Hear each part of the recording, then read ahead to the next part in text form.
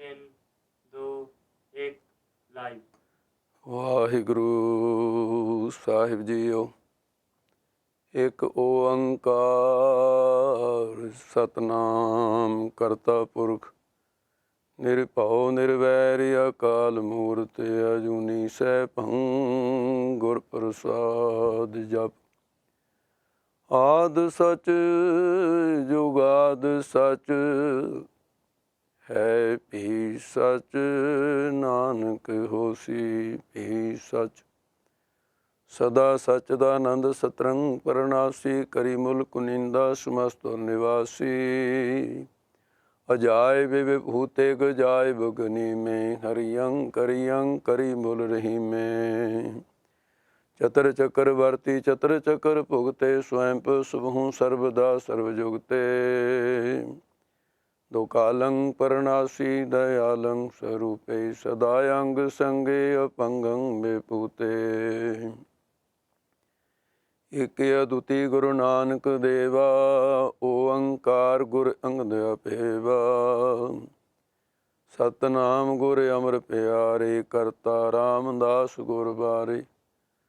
ਪੁਰਖ ਸ੍ਰੀ ਅਰਜਨ ਸੁਖਦਾਨੀ ਨਿਰਭਉ ਹਰਿ ਗੋਬਿੰਦ ਗੁਣ ਖਾਨੀ।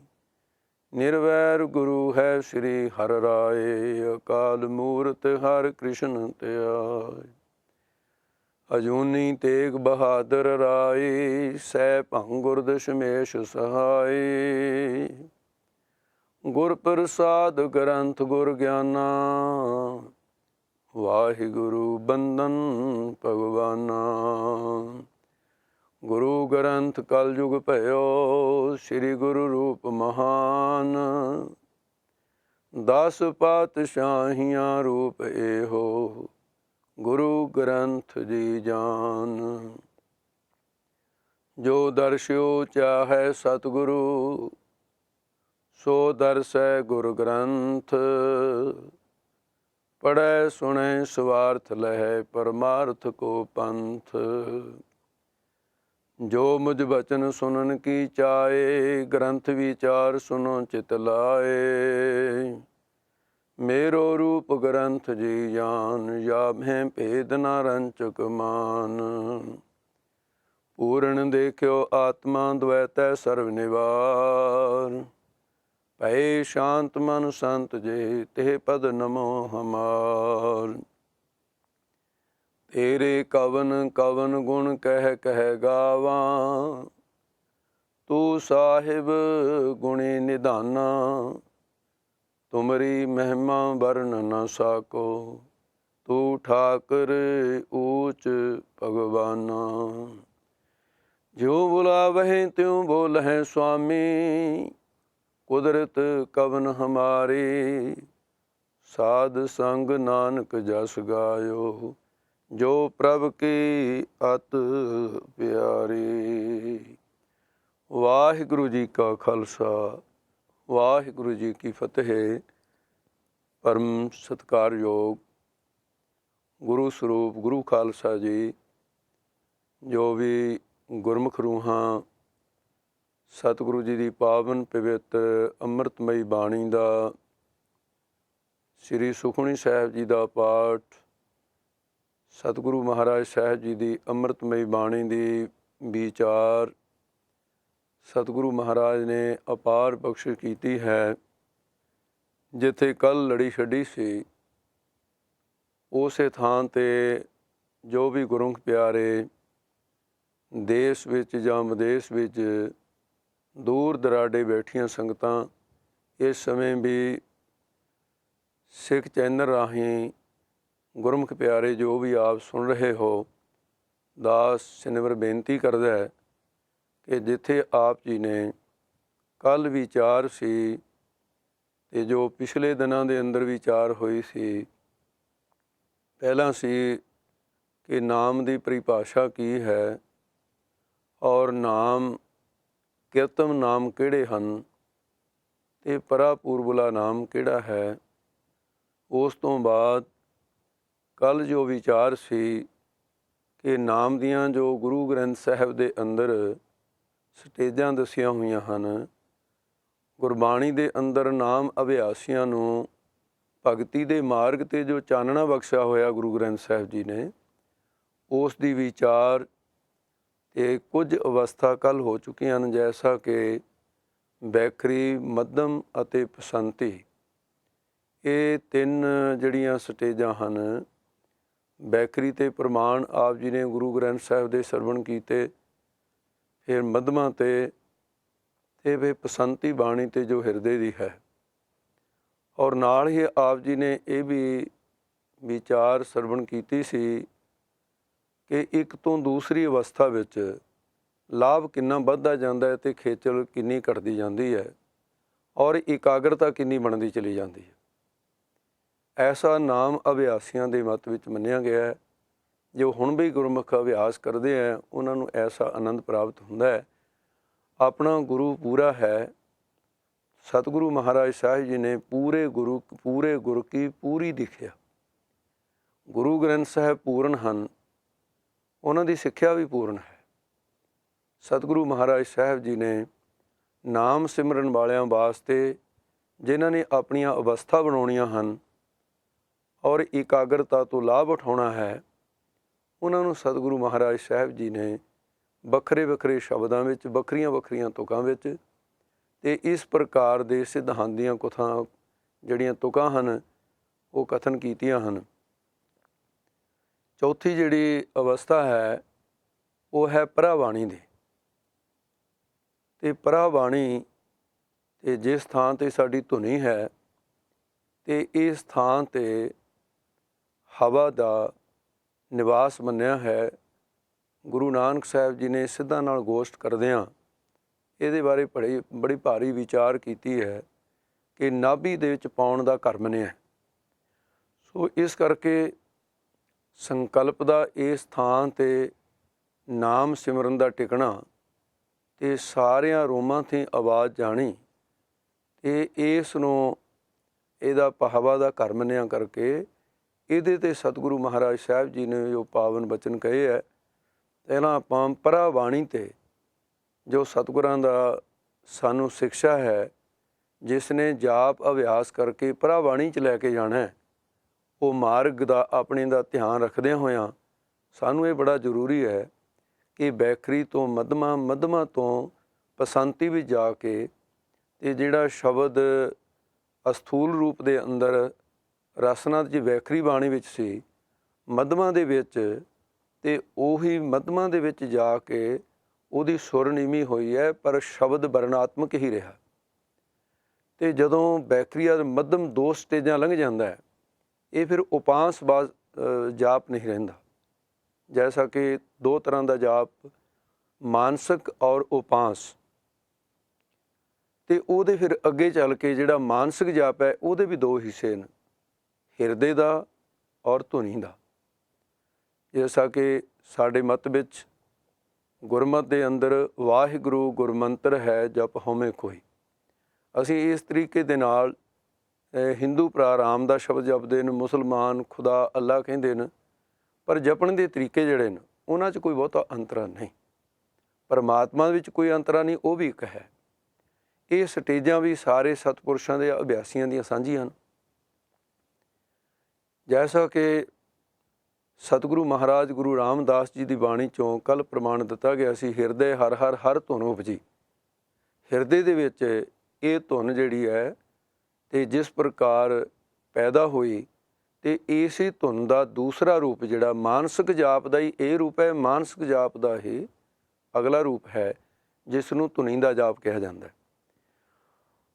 ਉਹਦੇ ਬਾਅਦ ਤੋਂ ਆਪਾਂ ਗੁਰੂ ਗ੍ਰੰਥ ਸਾਹਿਬ ਦੇ ਵਿੱਚੋਂ ਸਤਿਗੁਰੂ ਦੀ ਪਾਵਨਮਈ ਬਾਣੀ ਦਾ ਸਹਾਰਾ ਲੈ ਕੇ ਇਸ ਵਿਚਾਰ ਨੂੰ ਸਮਝਣਾ ਹੈ ਕਿ ਇਸ ਪੱਖ ਵਿੱਚ ਸਤਿਗੁਰਾਂ ਨੇ ਕਿਸ ਪ੍ਰਕਾਰ ਦਾ ਹੁਕਮ ਦਿੱਤਾ ਹੈ। ਮਹਾਰਾਜ ਸਾਹਿਬ ਜੀ ਕਹਿੰਦੇ, ਧੁਨ ਮਹਿ ਧਿਆਨ, ਧਿਆਨ ਮਹਿ ਜਾਣਿਆ, ਗੁਰਮੁਖ ਅਕਥ ਕਹਾਣੀ। ਜਿਸ ਵੇਲੇ ਧਿਆਨ ਜਿਹੜਾ ਹੈ ਉਸ ਧੁਨ ਦੇ ਵਿੱਚ ਚਲਾ ਜਾਏ, ਜਿੱਥੇ ਸ਼ਬਦ ਦੀ ਧੁਨ ਪਰਾਬਾਣੀ ਦੇ ਵਿੱਚ ਹੋਣ ਲੱਗ ਪਈ ਹੈ, ਔਰ ਧੁਨ ਦੇ ਵਿੱਚ ਧਿਆਨ, ਧਿਆਨ ਦੇ ਵਿੱਚ ਧੁਨ ਹੋਏਗੀ। ਪਰਾਬਾਣੀ ਦੇ ਵਿੱਚ ਐਸਾ ਨਹੀਂ ਵੀ ਧਿਆਨ ਕਿਸੇ ਹੋਰ ਪਾਸੇ ਹੋਵੇ ਅਤੇ ਧੁਨ ਕਿਸੇ ਹੋਰ ਪਾਸੇ ਹੋਵੇ। ਬੈਖਰੀ ਬਾਣੀ ਵਿੱਚ ਐਸਾ ਹੁੰਦਾ ਹੈ। ਵਾਹਿਗੁਰੂ ਵਾਹਿਗੁਰੂ ਸ਼ਬਦ ਦੀ ਧੁਨ ਮੂੰਹ ਵਿੱਚ ਹੁੰਦੀ ਹੈ ਤਾਂ ਮਨ ਦਾ ਕਿਸੇ ਹੋਰ ਪਾਸੇ ਜਾਣਾ ਹਰ ਇੱਕ ਗੁਰਮੁਖ ਨੂੰ ਗਿਆਤ ਹੈ ਕਿ ਵਾਹਿਗੁਰੂ ਵਾਹਿਗੁਰੂ ਰਸਨਾ ਵਿੱਚ ਹੋ ਰਿਹਾ ਹੈ ਅਤੇ ਮਨ ਦਾ ਸੰਕਲਪ ਕਿਸੇ ਹੋਰ ਪਾਸੇ ਚਲਾ ਗਿਆ। ਪਰ ਪਰਾਬਾਣੀ 'ਚ ਐਸਾ ਹੋਣ ਦੀ ਗੁੰਜਾਇਸ਼ ਨਹੀਂ। ਧੁਨ ਮਹਿ ਧਿਆਨ ਧਿਆਨ ਮਹਿ ਜਾਣਿਆ ਗੁਰਮੁਖ ਅਕਥ ਕਹਾਣੀ। ਗੁਰਮੁਖਾਂ ਦੀ ਇਹ ਕਹਾਣੀ ਇੱਥੇ ਆ ਕੇ ਅਕਥ ਹੋ ਜਾਂਦੀ ਹੈ, ਕਥਨੀ ਵਿੱਚ ਨਹੀਂ ਆ ਸਕਦੀ। ਅਤੇ ਧੁਨ ਦੇ ਵਿੱਚ ਧਿਆਨ, ਧਿਆਨ ਦੇ ਵਿੱਚ ਧੁਨ, ਦੋਨੇ ਇੱਕ ਹੋ ਜਾਂਦੇ ਨੇ। ਅਤੇ ਇਸੇ ਤਰ੍ਹਾਂ ਦੇ ਹੋਰ ਬੜੇ ਪ੍ਰਮਾਣ ਹਨ। ਅਤੇ ਸਤਿਗੁਰੂ ਮਹਾਰਾਜ ਸਾਹਿਬ ਜੀ ਦੀ ਬਾਣੀ ਵਿੱਚ ਅਨਹਦ ਧੁਨੀ ਸਦ ਵੱਜਦੇ ਉਨ ਮਨ ਹਰ ਲਿਵ ਲਾਏ।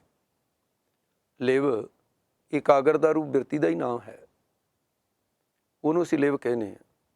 ਸੋ ਇਸ ਕਰਕੇ ਅਨਹਦ ਧੁਨੀ ਸਦ ਵੱਜਦੇ ਉਨ ਮਨ ਹਰ ਲਿਵ ਲਾਏ, ਜਾਂ ਸਤਿਗੁਰਾਂ ਦਾ ਐਸਾ ਵੀ ਕਥਨ ਹੈ, ਅਨਹਦ ਧੁਨ ਵੱਜੇ ਨਿਤ ਵਾਜੇ ਗਾਈ ਸਤਿਗੁਰ ਬਾਣੀ।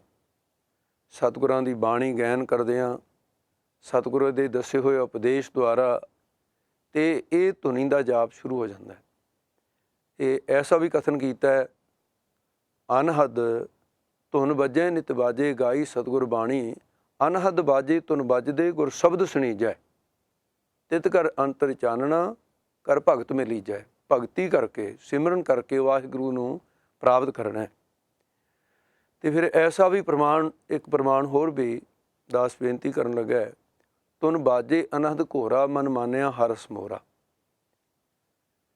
ਅਤੇ ਫਿਰ ਰਾਮਕਲੀ ਰਾਗ ਦੇ ਅੰਦਰ ਅਤੇ ਜਿੱਥੇ ਸਤਿਗੁਰੂ ਮਹਾਰਾਜ ਸਾਹਿਬ ਜੀ ਨੇ ਸਿੱਧਾਂ ਦੇ ਨਾਲ ਬੇਅੰਤ ਗੋਸ਼ਟ ਕੀਤੀ ਹੈ, ਉਹਨਾਂ ਨੇ ਇਸ ਨਿਰਮਲ ਪੰਥ ਬਾਰੇ ਜਾਣਕਾਰੀ ਲੈਣੀ ਚਾਹੀ। ਉਹ ਗੁਰੂ ਬਾਬਾ ਜੀ ਨੂੰ ਪੁੱਛਦੇ ਨੇ, ਸਾਡੇ ਮੱਤ 'ਚ ਪ੍ਰਾਣਾਯਾਮ ਕਰਦੇ ਨੇ ਅਤੇ ਅਸੀਂ ਦਸਮ ਦੁਆਰ ਸਮਾਧੀਆਂ ਲਗਾਉਂਦੇ ਹਾਂ, ਅਤੇ ਤੁਸੀਂ ਆਪਣੇ ਸਿੱਖਾਂ ਦਾ ਕਿਵੇਂ ਉਧਾਰ ਕਰਦੇ ਹੋ? ਮਹਾਰਾਜ ਸਾਹਿਬ ਜੀ ਨੇ ਆਪਣੇ ਸਹਿਜ ਯੋਗ ਦਾ ਇੱਕ ਨਮੂਨਾ, ਇਹ ਪਰਾਬਾਣੀ ਦੇ ਜਾਪ ਵਿੱਚ ਜੋ ਪ੍ਰਕਰਨ ਇਹ ਚੱਲ ਰਿਹਾ ਹੈ, ਗੁਰੂ ਨਾਨਕ ਸਾਹਿਬ ਜੀ ਨੇ ਸਿੱਧਾਂ ਨੂੰ ਕਿਹਾ ਸੀ ਕਿ ਸਿੱਧੋ, ਜਿਹੜੀ ਸਾਡੀ ਨਾਭੀ ਹੈ, ਇਹ ਸਾਡੇ ਅਸਥੂਲ ਸਰੀਰ ਦਾ ਵੀ ਸਾਰਾ ਵਿਕਾਸ ਇੱਥੋਂ ਹੀ ਹੋਇਆ। ਅਤੇ ਕੌਣ ਨਹੀਂ ਜਾਣਦਾ ਇਸ ਬਾਤ ਨੂੰ ਕਿ ਮਾਂ ਦੀਆਂ ਆਂਦਰਾਂ ਦੇ ਨਾਲ ਸਾਡੀ ਇਹ ਧੁਨੀ ਦਾ ਇੱਕ ਲੰਮੀ ਨਾੜ ਜੁੜੀ ਹੋਈ ਸੀ। ਜਦੋਂ ਵੀ ਕੋਈ ਬੱਚਾ ਜਨਮ ਲੈਂਦਾ ਹੈ ਤਾਂ ਇਸ ਨਾੜ ਨੂੰ ਕੱਟਿਆ ਜਾਂਦਾ ਹੈ। ਇਹ ਨਾੜ ਕਿਉਂ ਜੋੜੀ ਆ ਪਰਮਾਤਮਾ ਨੇ? ਕਿਉਂਕਿ ਮਾਤਾ ਦੇ ਉਦਰ ਵਿੱਚ ਜਿਹੜੀ ਬੱਚੇ ਨੂੰ ਖੁਰਾਕ ਮਿਲਦੀ ਹੈ, ਉਹ ਇਸ ਮਾਂ ਦੀ ਨਾੜ ਦੁਆਰਾ ਹੀ ਬੱਚੇ ਦੇ ਸਰੀਰ ਦੇ ਵਧਣ ਅਤੇ ਪ੍ਰਫੁੱਲਤ ਹੋਣ ਦੀ ਖੁਰਾਕ ਜਿਹੜੀ ਹੈ, ਜਿਸਮਾਨੀ ਖੁਰਾਕ ਜਿਸਮ ਵਧਣ ਵਾਸਤੇ ਮਾਂ ਦੇ ਅਸਥੂਲ ਸਰੀਰ ਤੋਂ ਹੀ ਬੱਚੇ ਨੂੰ ਇਸ ਰਾਹੀਂ ਪ੍ਰਾਪਤ ਹੁੰਦੀ ਹੈ। ਜਿੱਥੇ ਅਸਥੂਲ ਸਰੀਰ ਦਾ ਮੂਲ ਵੀ ਸਾਡੀ ਧੁਨੀ ਹੈ, ਅਤੇ ਇਹਨਾਂ ਚਾਰ ਅਵਸਥਾ ਦੇ ਵਿੱਚ ਅਤੇ ਇਹੀ ਅਵਸਥਾ ਇੱਕ ਮੂਲ ਹੈ, ਜਿਸ ਥਾਂ 'ਤੇ ਜਾ ਕੇ ਸ਼ਬਦ ਆਪਣਾ ਐਸਾ ਰੰਗ ਲਿਆਉਂਦਾ। ਮਹਾਰਾਜ ਕਹਿੰਦੇ ਇਹ ਨਾਭੀ ਦਾ ਘਰ ਹੈ, ਨਾਭ ਦੇ ਅੰਦਰ ਪਾਉਣ ਦਾ ਘਰ ਮੰਨਿਆ। ਨਾਭ ਪਵਨ ਘਰ ਆਸਣ ਵੈਸੈ, ਨਾਭੀ ਦੇ ਵਿੱਚ ਪਾਉਣ ਦਾ ਘਰ ਹੈ ਇਹ ਸਿੱਧੋ। ਗੁਰੂ ਨਾਨਕ ਸਾਹਿਬ ਕਹਿੰਦੇ ਨੇ ਸਿੱਧਾਂ ਨੂੰ, ਨਾਭ ਪਵਨ ਘਰ ਆਸਣ ਵੈਸੈ ਗੁਰਮੁਖ ਖੋਜ ਤਤਲ ਹੈ। ਸੋ ਸ਼ਬਦ ਨਿਰੰਤਰ ਨਿਜ ਕਰ ਆਛੈ, ਤ੍ਰਿਭਵਨ ਜੋਤ ਸੋ ਸ਼ਬਦ ਹੈ। ਸ਼ਬਦ ਗੁਰੂ ਦੇ ਆਸਰੇ ਨਾਲ ਤਾਂ ਇਸ ਥਾਂ 'ਤੇ ਜਦੋਂ ਸ਼ਬਦ ਦੀ ਸੂਖਮ ਰੂਪ ਹੋ ਕਰਕੇ ਹਿਰਦੇ ਤੋਂ ਬਾਅਦ ਪਰਾਬਾਣੀ ਵਿੱਚ ਧੁਨ ਚਲੀ ਜਾਂਦੀ ਹੈ, ਤਾਂ ਇਸ ਥਾਂ 'ਤੇ ਇੱਕ ਹੋਰ ਅਭਿਆਸੀ ਨੂੰ ਜੋ ਲਾਭ ਪ੍ਰਾਪਤ ਹੁੰਦਾ ਹੈ, ਜਿੱਥੇ ਹਰ ਅਵਸਥਾ ਤੋਂ ਦੂਸਰੀ ਅਵਸਥਾ ਵਿੱਚ ਜਾਣ ਵੇਲੇ ਅਤੇ ਜਿਸ ਪ੍ਰਕਾਰ ਬੈਖਰੀ ਤੋਂ 100 ਵਾਰ ਵਾਹਿਗੁਰੂ ਵਾਹਿਗੁਰੂ ਕਹਿ ਦੇ ਨਾਲ ਮੱਧਮਾਂ 'ਚ ਇੱਕ ਵਾਰੀ ਕਹਿਣ ਦਾ ਫਲ ਹੈ, ਅਤੇ ਇਸ ਤਰ੍ਹਾਂ ਮੱਧਮਾਂ ਵਿੱਚ 100 ਵਾਰ ਕਹਿਣ ਦੇ ਨਾਲ ਪਸੰਤੀ ਵਿੱਚ ਇੱਕ ਵਾਰੀ ਕਹਿਣ ਦੇ ਨਾਲ ਫਲ ਹੈ। ਪਸੰਤੀ ਵਿੱਚ 100 ਵਾਰ ਜਾਪ ਪਸੰਤੀ ਦੀ ਧੁਨ ਦਾ ਹੋਣ 'ਤੇ ਪਰਾਬਾਣੀ 'ਚ ਇੱਕ ਵਾਰੀ ਕਹਿ ਦੇਣ ਦੇ ਨਾਲ ਫਲ ਹੈ। ਕਿਉਂ ਜਦੋਂ ਜਾਪ ਪਰਾਬਾਣੀ ਚਲਾ ਜਾਂਦਾ ਹੈ ਤਾਂ ਮਨ ਜਿਹੜਾ ਬੈਖਰੀ ਬਾਣੀ ਦੇ ਵਿੱਚ ਜਾਪ ਹੁੰਦਿਆਂ 25% ਹਾਜ਼ਰ ਰਹਿੰਦਾ ਸੀ, 75% ਗੈਰ ਹਾਜ਼ਰ ਰਹਿੰਦਾ ਸੀ। ਜਦੋਂ ਮੱਧਮਾਂ ਵਿੱਚ ਗਿਆ ਤਾਂ ਅੱਧੋ ਅੱਧ ਹੋ ਗਿਆ। ਜਦੋਂ ਪਸੰਤੀ ਵਿੱਚ ਗਿਆ ਤਾਂ 75% ਮਨ ਰੋਕਣ ਲੱਗ ਗਿਆ, 25% ਫਿਰ ਵੀ ਬਾਹਰ ਜਾਂਦਾ ਹੈ। ਜਦੋਂ ਜਾਪ ਧੁਨੀ ਦਾ ਹੋਏਗਾ ਤਾਂ ਉਸ ਵੇਲੇ 100% ਹੀ ਮਨ ਜਿਹੜਾ ਹਾਜ਼ਰ ਰਹਿ ਕੇ ਜਾਪ ਕਰੇਗਾ, ਕਿਉਂਕਿ ਉਹ ਜਾਪ ਹੀ ਉਹ ਪਰਾ ਬਾਣੀ ਦੀ ਧੁਨ ਹੀ ਧਿਆਨ ਦੇ ਵਿੱਚ ਹੈ, ਧਿਆਨ ਦੁਆਰਾ ਹੀ ਜਾਪ ਹੋ ਰਿਹਾ। ਸੋ ਇਸ ਕਰਕੇ ਮਹਾਰਾਜ ਸਾਹਿਬ ਜੀ ਨੇ ਇਹ ਕਥਨ ਕੀਤਾ ਕਿ ਨਾਭ ਪਵਨ ਕਰ ਆਸਨ ਵੈਸੈ, ਗੁਰਮੁਖ ਖੋਜ ਤਤ ਲਹੇ। ਇਹ ਤਤ ਸਿਧਾਂਤ ਨੂੰ ਗੁਰਮੁਖਾਂ ਨੇ ਖੋਜਿਆ। ਸੋ ਸ਼ਬਦ ਨਿਰੰਤਰ ਨਿਜ ਘਰ ਆਛੈ, ਤਿਰ ਭਵਨ ਜੋ ਸੋ ਸ਼ਬਦ ਲਹੈ। ਸਤਿਗੁਰੂ ਮਹਾਰਾਜ ਸਾਹਿਬ ਜੀ ਇਹ ਜਿਹੜੀ ਅਵਸਥਾ ਹੈ ਚੌਥੀ, ਤੇ ਇਸ ਦੇ ਨਾਲ ਹੀ ਬਿਲਕੁਲ ਇੱਕ ਪੰਜਵੀਂ ਅਵਸਥਾ, ਜਿਸ ਅਵਸਥਾ ਦੇ ਵਿੱਚ ਤੇ ਕਿਉਂਕਿ ਜਿਹੜੇ ਪਾਉਣ ਦਾ ਘਰ ਧੁਨੀ ਹੈ, ਔਰ ਇਸ ਥਾਂ 'ਤੇ ਹਵਾ ਜਿਹੜੀ ਹੈ ਸਾਰੇ ਸਰੀਰ ਨੂੰ ਸਪਲਾਈ ਹੁੰਦੀ ਹੈ। ਸਾਡੇ ਸਰੀਰ ਦੇ ਅੰਦਰ ਉਸ ਕਰਤੇ ਪੁਰਖ ਨੇ ਤੇ ਹਵਾ ਜਿਹੜੀ ਹੈ 10 ਥਾਵਾਂ 'ਤੇ 10 ਜਗ੍ਹਾ ਵੱਖਰੀ ਵੱਖਰੀ ਕਿਰਿਆ ਕਰਨ ਵਾਸਤੇ ਲਾਈ ਹੋਈ ਹੈ। ਉਹਨਾਂ ਨੂੰ ਅਸੀਂ ਪ੍ਰਾਣ ਕਹਿੰਦੇ ਹਾਂ, ਔਰ ਉਹਨਾਂ ਨੂੰ ਅਸੀਂ ਉਪ ਪ੍ਰਾਣ ਕਹਿੰਦੇ ਹਾਂ। ਇਹ 10 ਹਨ। ਪ੍ਰਾਣ ਦੇ ਵਿੱਚ ਪ੍ਰਾਣ, ਸਮਾਨ, ਉਦਾਨ, ਬਿਆਨ ਆਦਿ ਇਹ ਹਨ। ਪ੍ਰਾਣ, ਉਪਾਨ, ਸਮਾਨ, ਉਦਾਨ, ਬਿਆਨ। ਜਿਹੜੇ ਉਪ ਪ੍ਰਾਣ ਹਨ ਉਹਨੂੰ ਕਹਿੰਦੇ ਨਾਗ, ਕੂਰਮ, ਕਰਕਲ, ਦੇਵਦੱਤ, ਧਨੀਜੈ। ਇਹ 10 ਕਿਸਮ ਦੀ ਹਵਾ, ਇੱਕੋ ਹੀ ਹਵਾ ਦੇ 10 ਨਾਮ ਵੱਖਰੇ ਵੱਖਰੇ ਕਿਉਂ ਹਨ? ਕਿਉਂਕਿ ਉਹਨਾਂ ਦੀ ਕਿਰਿਆ ਵੱਖਰੀ ਹੈ, ਉਹਨਾਂ ਦਾ ਅਸਥਾਨ ਵੱਖਰਾ ਹੈ। ਕਿਰਿਆ ਅਤੇ ਅਸਥਾਨ ਭੇਦ ਕਰਕੇ ਇੱਕੋ ਹਵਾ ਦੇ 10 ਨਾਮ ਪੈ ਗਏ ਨੇ, ਜਿਨ੍ਹਾਂ ਨੂੰ ਅਸੀਂ ਪ੍ਰਾਣ ਕਹਿੰਦੇ, ਜਿਹੜੇ ਕਰਕੇ ਸਾਨੂੰ ਪ੍ਰਾਣੀ ਕਿਹਾ ਜਾਂਦਾ ਹੈ। ਪ੍ਰਾਣੀ ਤੂੰ ਆਇਓ ਲਾਹਾ ਲੈਣ। ਜੇ ਕੋਈ ਧਨ ਹੁੰਦਾ ਉਹਨੂੰ ਧਨੀ ਕਿਹਾ ਜਾਂਦਾ ਹੈ। ਜਿੰਨੀ ਦੇਰ ਤੱਕ ਸਾਡੇ ਕੋਲ ਪ੍ਰਾਣ, ਸਾਨੂੰ ਪ੍ਰਾਣੀ ਕਿਹਾ ਜਾਏਗਾ। ਜਿਸ ਦਿਨ ਪ੍ਰਾਣੀ ਕੋਲ ਪ੍ਰਾਣ ਨਾ ਹੋਏ ਉਸੇ ਦਿਨ ਇਸ ਨੂੰ ਮੁਰਦਾ ਕਿਹਾ ਜਾਏਗਾ। ਇਹਨਾਂ ਦੇ ਆਧਾਰ 'ਤੇ ਅਸੀਂ ਜੀਵਤ ਹੈ।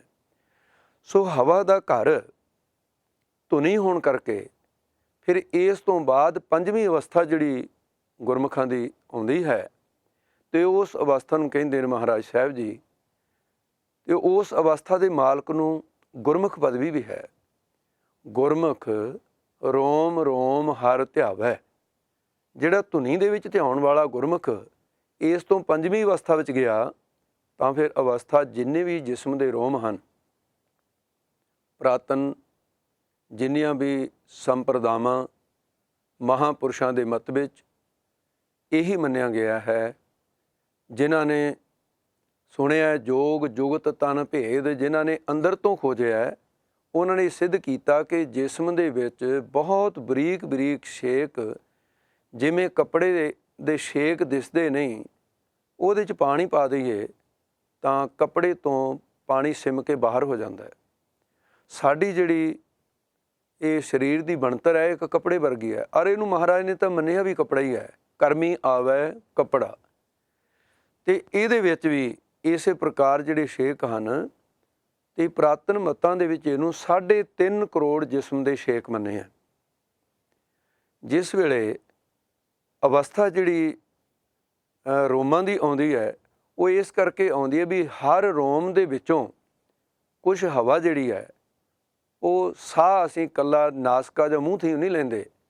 ਸਰੀਰ ਨੂੰ ਸਾਹ ਜਿਹੜਾ ਹੈ ਰੋਮਾਂ ਥੀ ਵੀ ਆਉਂਦਾ ਹੈ। ਰੋਮਾਂ ਥੀ ਵੀ ਹਵਾ ਦਾ ਆਉਣਾ ਤੇ ਜਾਣਾ, ਨਹੀਂ ਤਾਂ ਪਸੀਨਾ ਨਹੀਂ ਆ ਸਕਦਾ। ਜੇ ਅੰਦਰ ਤੋਂ ਪਸੀਨਾ ਬਾਹਰ ਆਉਂਦਾ ਹੈ ਤਾਂ ਇਸ ਦਾ ਮਤਲਬ ਵੀ ਇਹਦੇ ਵਿੱਚ ਹਵਾ ਹੈ, ਹਵਾ ਹੀ ਐਸੀ ਕਿਰਿਆ ਕਰ ਸਕਦੀ ਹੈ। ਉਹ 3.5 ਕਰੋੜ ਜਿੰਨੇ ਵੀ ਸਰੀਰ ਦੇ ਰੋਮ ਹਨ, ਅਤੇ ਉਹ ਸਾਰੀ ਜੇਬਾਂ ਬਣ ਜਾਂਦੀਆਂ ਹਨ।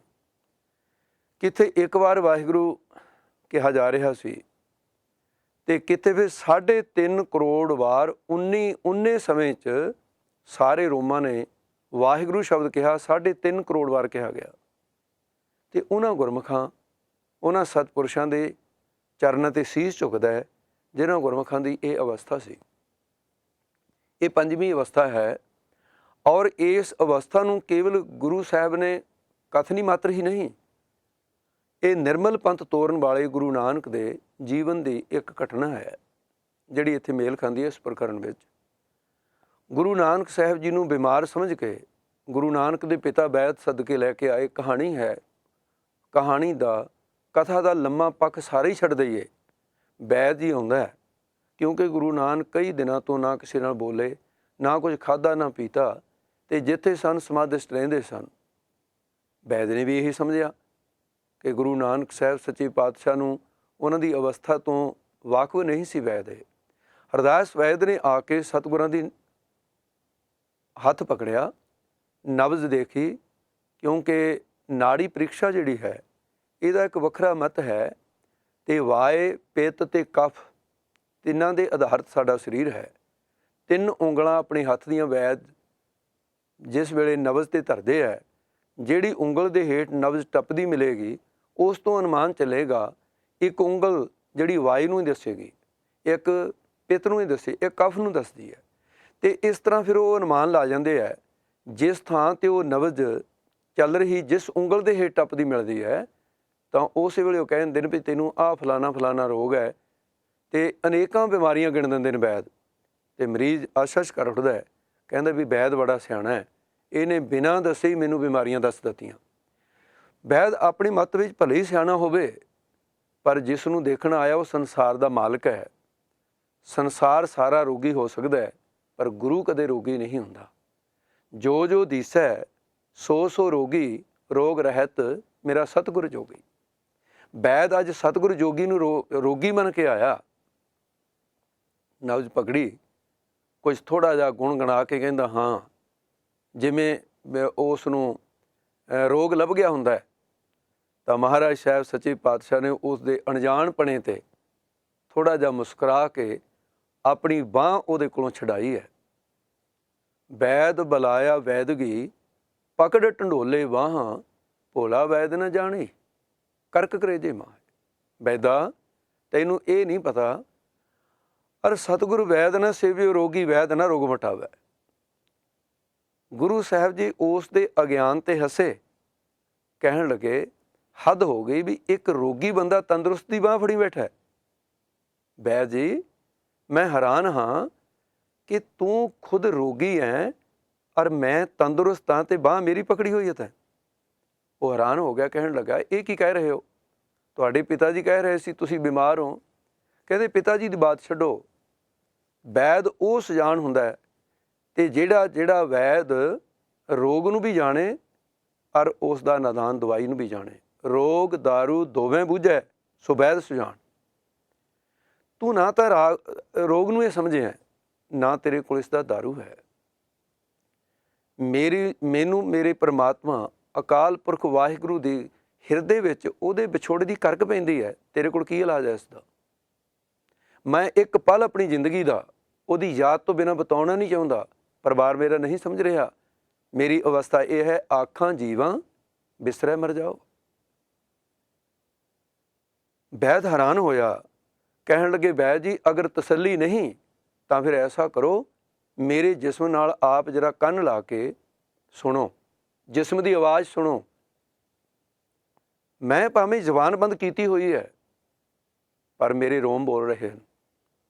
ਵੈਦ ਨੇ ਗੁਰੂ ਨਾਨਕ ਸਾਹਿਬ ਸੱਚੇ ਪਾਤਸ਼ਾਹ ਦੇ ਜਦੋਂ ਜਿਸਮ ਨੂੰ ਕੰਨ ਲਾਏ, ਉਸ ਕੰਨ ਦੇ ਵਿੱਚੋਂ ਮਿੱਠੀ ਧੁਨ ਜਦੋਂ ਵਾਹਿਗੁਰੂ ਦੀ ਸੁਣੀ, ਸਤਨਾਮ ਦੀ ਆਵਾਜ਼ ਸੁਣੀ, ਵੈਦ ਦੋਵੇਂ ਹੱਥ ਜੋੜ ਕੇ ਗੁਰੂ ਨਾਨਕ ਸਾਹਿਬ ਦੇ ਚਰਨਾਂ 'ਤੇ ਟਹਿ ਪਿਆ, ਕਹਿਣ ਲੱਗੇ ਮਹਾਰਾਜ ਮੈਂ ਭੁੱਲਾ ਔਰ ਤੁਹਾਡੇ ਪਿਤਾ ਜੀ ਨੂੰ ਇਸ ਗੱਲ ਦਾ ਗਿਆਨ ਨਹੀਂ, ਸੰਸਾਰ ਨੂੰ ਗਿਆਨ ਨਹੀਂ, ਅਤੇ ਨਮਸਕਾਰ ਕੀਤੀ। ਮੇਰੇ 'ਤੇ ਵੀ ਕਿਰਪਾ ਕਰੋ, ਕਿਤੇ ਇਹ ਅਵਸਥਾ ਮੇਰੀ ਵੀ ਬਣ ਜਾਏ, ਮੈਂ ਵੀ ਉਸ ਪਰਮਾਤਮਾ ਦਾ ਚਿੰਤਨ ਕਰਾਂ। ਗੁਰਮੁਖ ਰੋਮ ਰੋਮ ਹਰਿ ਧਿਆਵੈ, ਇਹ ਅਵਸਥਾ ਕਹਿਣ ਮਾਤਰ ਨਹੀਂ। ਦੂਸਰਾ ਸਵਾਲ, ਕਿਆ ਇਹ ਅਵਸਥਾ ਕੇਵਲ ਗੁਰੂ ਸਾਹਿਬਾਨਾਂ ਦੀ ਉਹ ਸੀ ਜਾਂ ਗੁਰੂ ਤੋਂ ਵਰੋਸਾਈਆਂ ਹੋਈਆਂ ਉਹ ਰੂਹਾਂ, ਸਿੱਖ ਜਗਤ ਦੇ ਮਹਾਨ ਮਹਾਂਪੁਰਸ਼ ਵੱਡੇ ਵੱਡੇ ਜਿਨ੍ਹਾਂ ਦੀ ਲਿਸਟ ਐਡੀ ਲੰਮੀ ਹੈ, ਗਿਣਦੇ ਜਾਈਏ ਤਾਂ ਬਹੁਤ ਸਮਾਂ ਲੱਗ ਜਾਏਗਾ। ਉਹਨਾਂ ਦੇ 'ਚ ਇੱਕ ਮਹਾਂਪੁਰਸ਼ ਦਾ ਪ੍ਰਮਾਣ ਦੇ ਕੇ ਦਾਸ ਅਗਲੀ ਅਵਸਥਾ ਦੀ ਵਿਚਾਰ ਆਪ ਜੀ ਨਾਲ ਸਾਂਝੀ ਕਰੇਗਾ। ਸਮਾਂ ਆਇਆ, ਜੈਤੋਂ ਦਾ ਮੋਰਚਾ ਲੱਗਿਆ।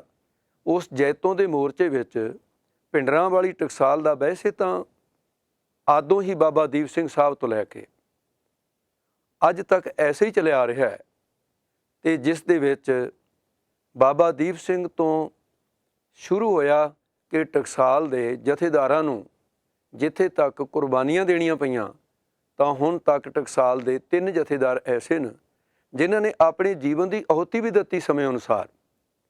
ਔਰ ਮੁੱਖ ਕੰਮ ਗੁਰਬਾਣੀ ਦਾ ਸ਼ੁੱਧ ਪਾਠ ਉਚਾਰਨ ਕਰਨਾ, ਸ਼ੁੱਧ ਪਾਠ ਸਿਖਾਉਣਾ, ਸ਼ੁੱਧ ਅਰਥ ਜੋ ਕਲਗੀਧਰ ਪਾਤਸ਼ਾਹ ਨੇ ਸਿਖਾਏ ਉਹ ਅੱਗੇ ਪੰਥ ਖਾਲਸੇ ਦੇ ਅੰਦਰ ਇਸ ਦਮਦਮੀ ਟਕਸਾਲ ਲਈ ਜਿਹਦੀਆਂ 2 ਸ਼ਾਖਾ ਹੋਈਆਂ। ਅੰਮ੍ਰਿਤਸਰ ਸਾਹਿਬ ਭਾਈ ਮਨੀ ਸਿੰਘ ਸਾਹਿਬ ਦੀ ਡਿਊਟੀ ਲੱਗੀ, ਉਹ ਵੀ ਦਮਦਮਾ ਸਾਹਿਬ ਹੀ ਪੜ੍ਹੇ ਸਨ।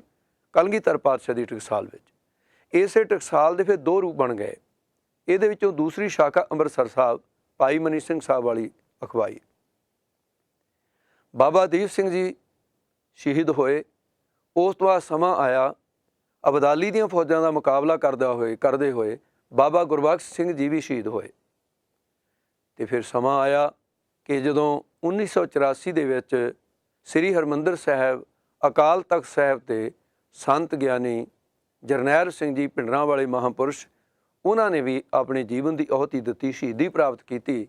ਉਹ ਟਕਸਾਲ ਦੇ ਜਿੱਥੇ 3 ਜਥੇਦਾਰ ਸ਼ਹੀਦ ਹੋਏ ਅਤੇ ਉੱਥੇ ਬਾਕੀ ਦੇ ਜਥੇਦਾਰਾਂ ਨੇ ਸਮੇਂ ਅਨੁਸਾਰ ਜੋ ਕਲਗੀਧਰ ਪਾਤਸ਼ਾਹ ਨੇ ਡਿਊਟੀ ਲਾਈ ਉਹ ਵੀ ਨਿਭਾਉਂਦੇ ਰਹੇ। ਸਮਾਂ ਪੈਣ ਤੋਂ ਕਦੇ ਪਿੱਛੇ ਨਹੀਂ ਹਟੇ, ਪੰਥ ਦੇ ਨਾਲ ਮੋਢੇ ਨਾਲ ਮੋਢਾ ਜੋੜ ਕੇ ਚੱਲਦੇ ਰਹੇ।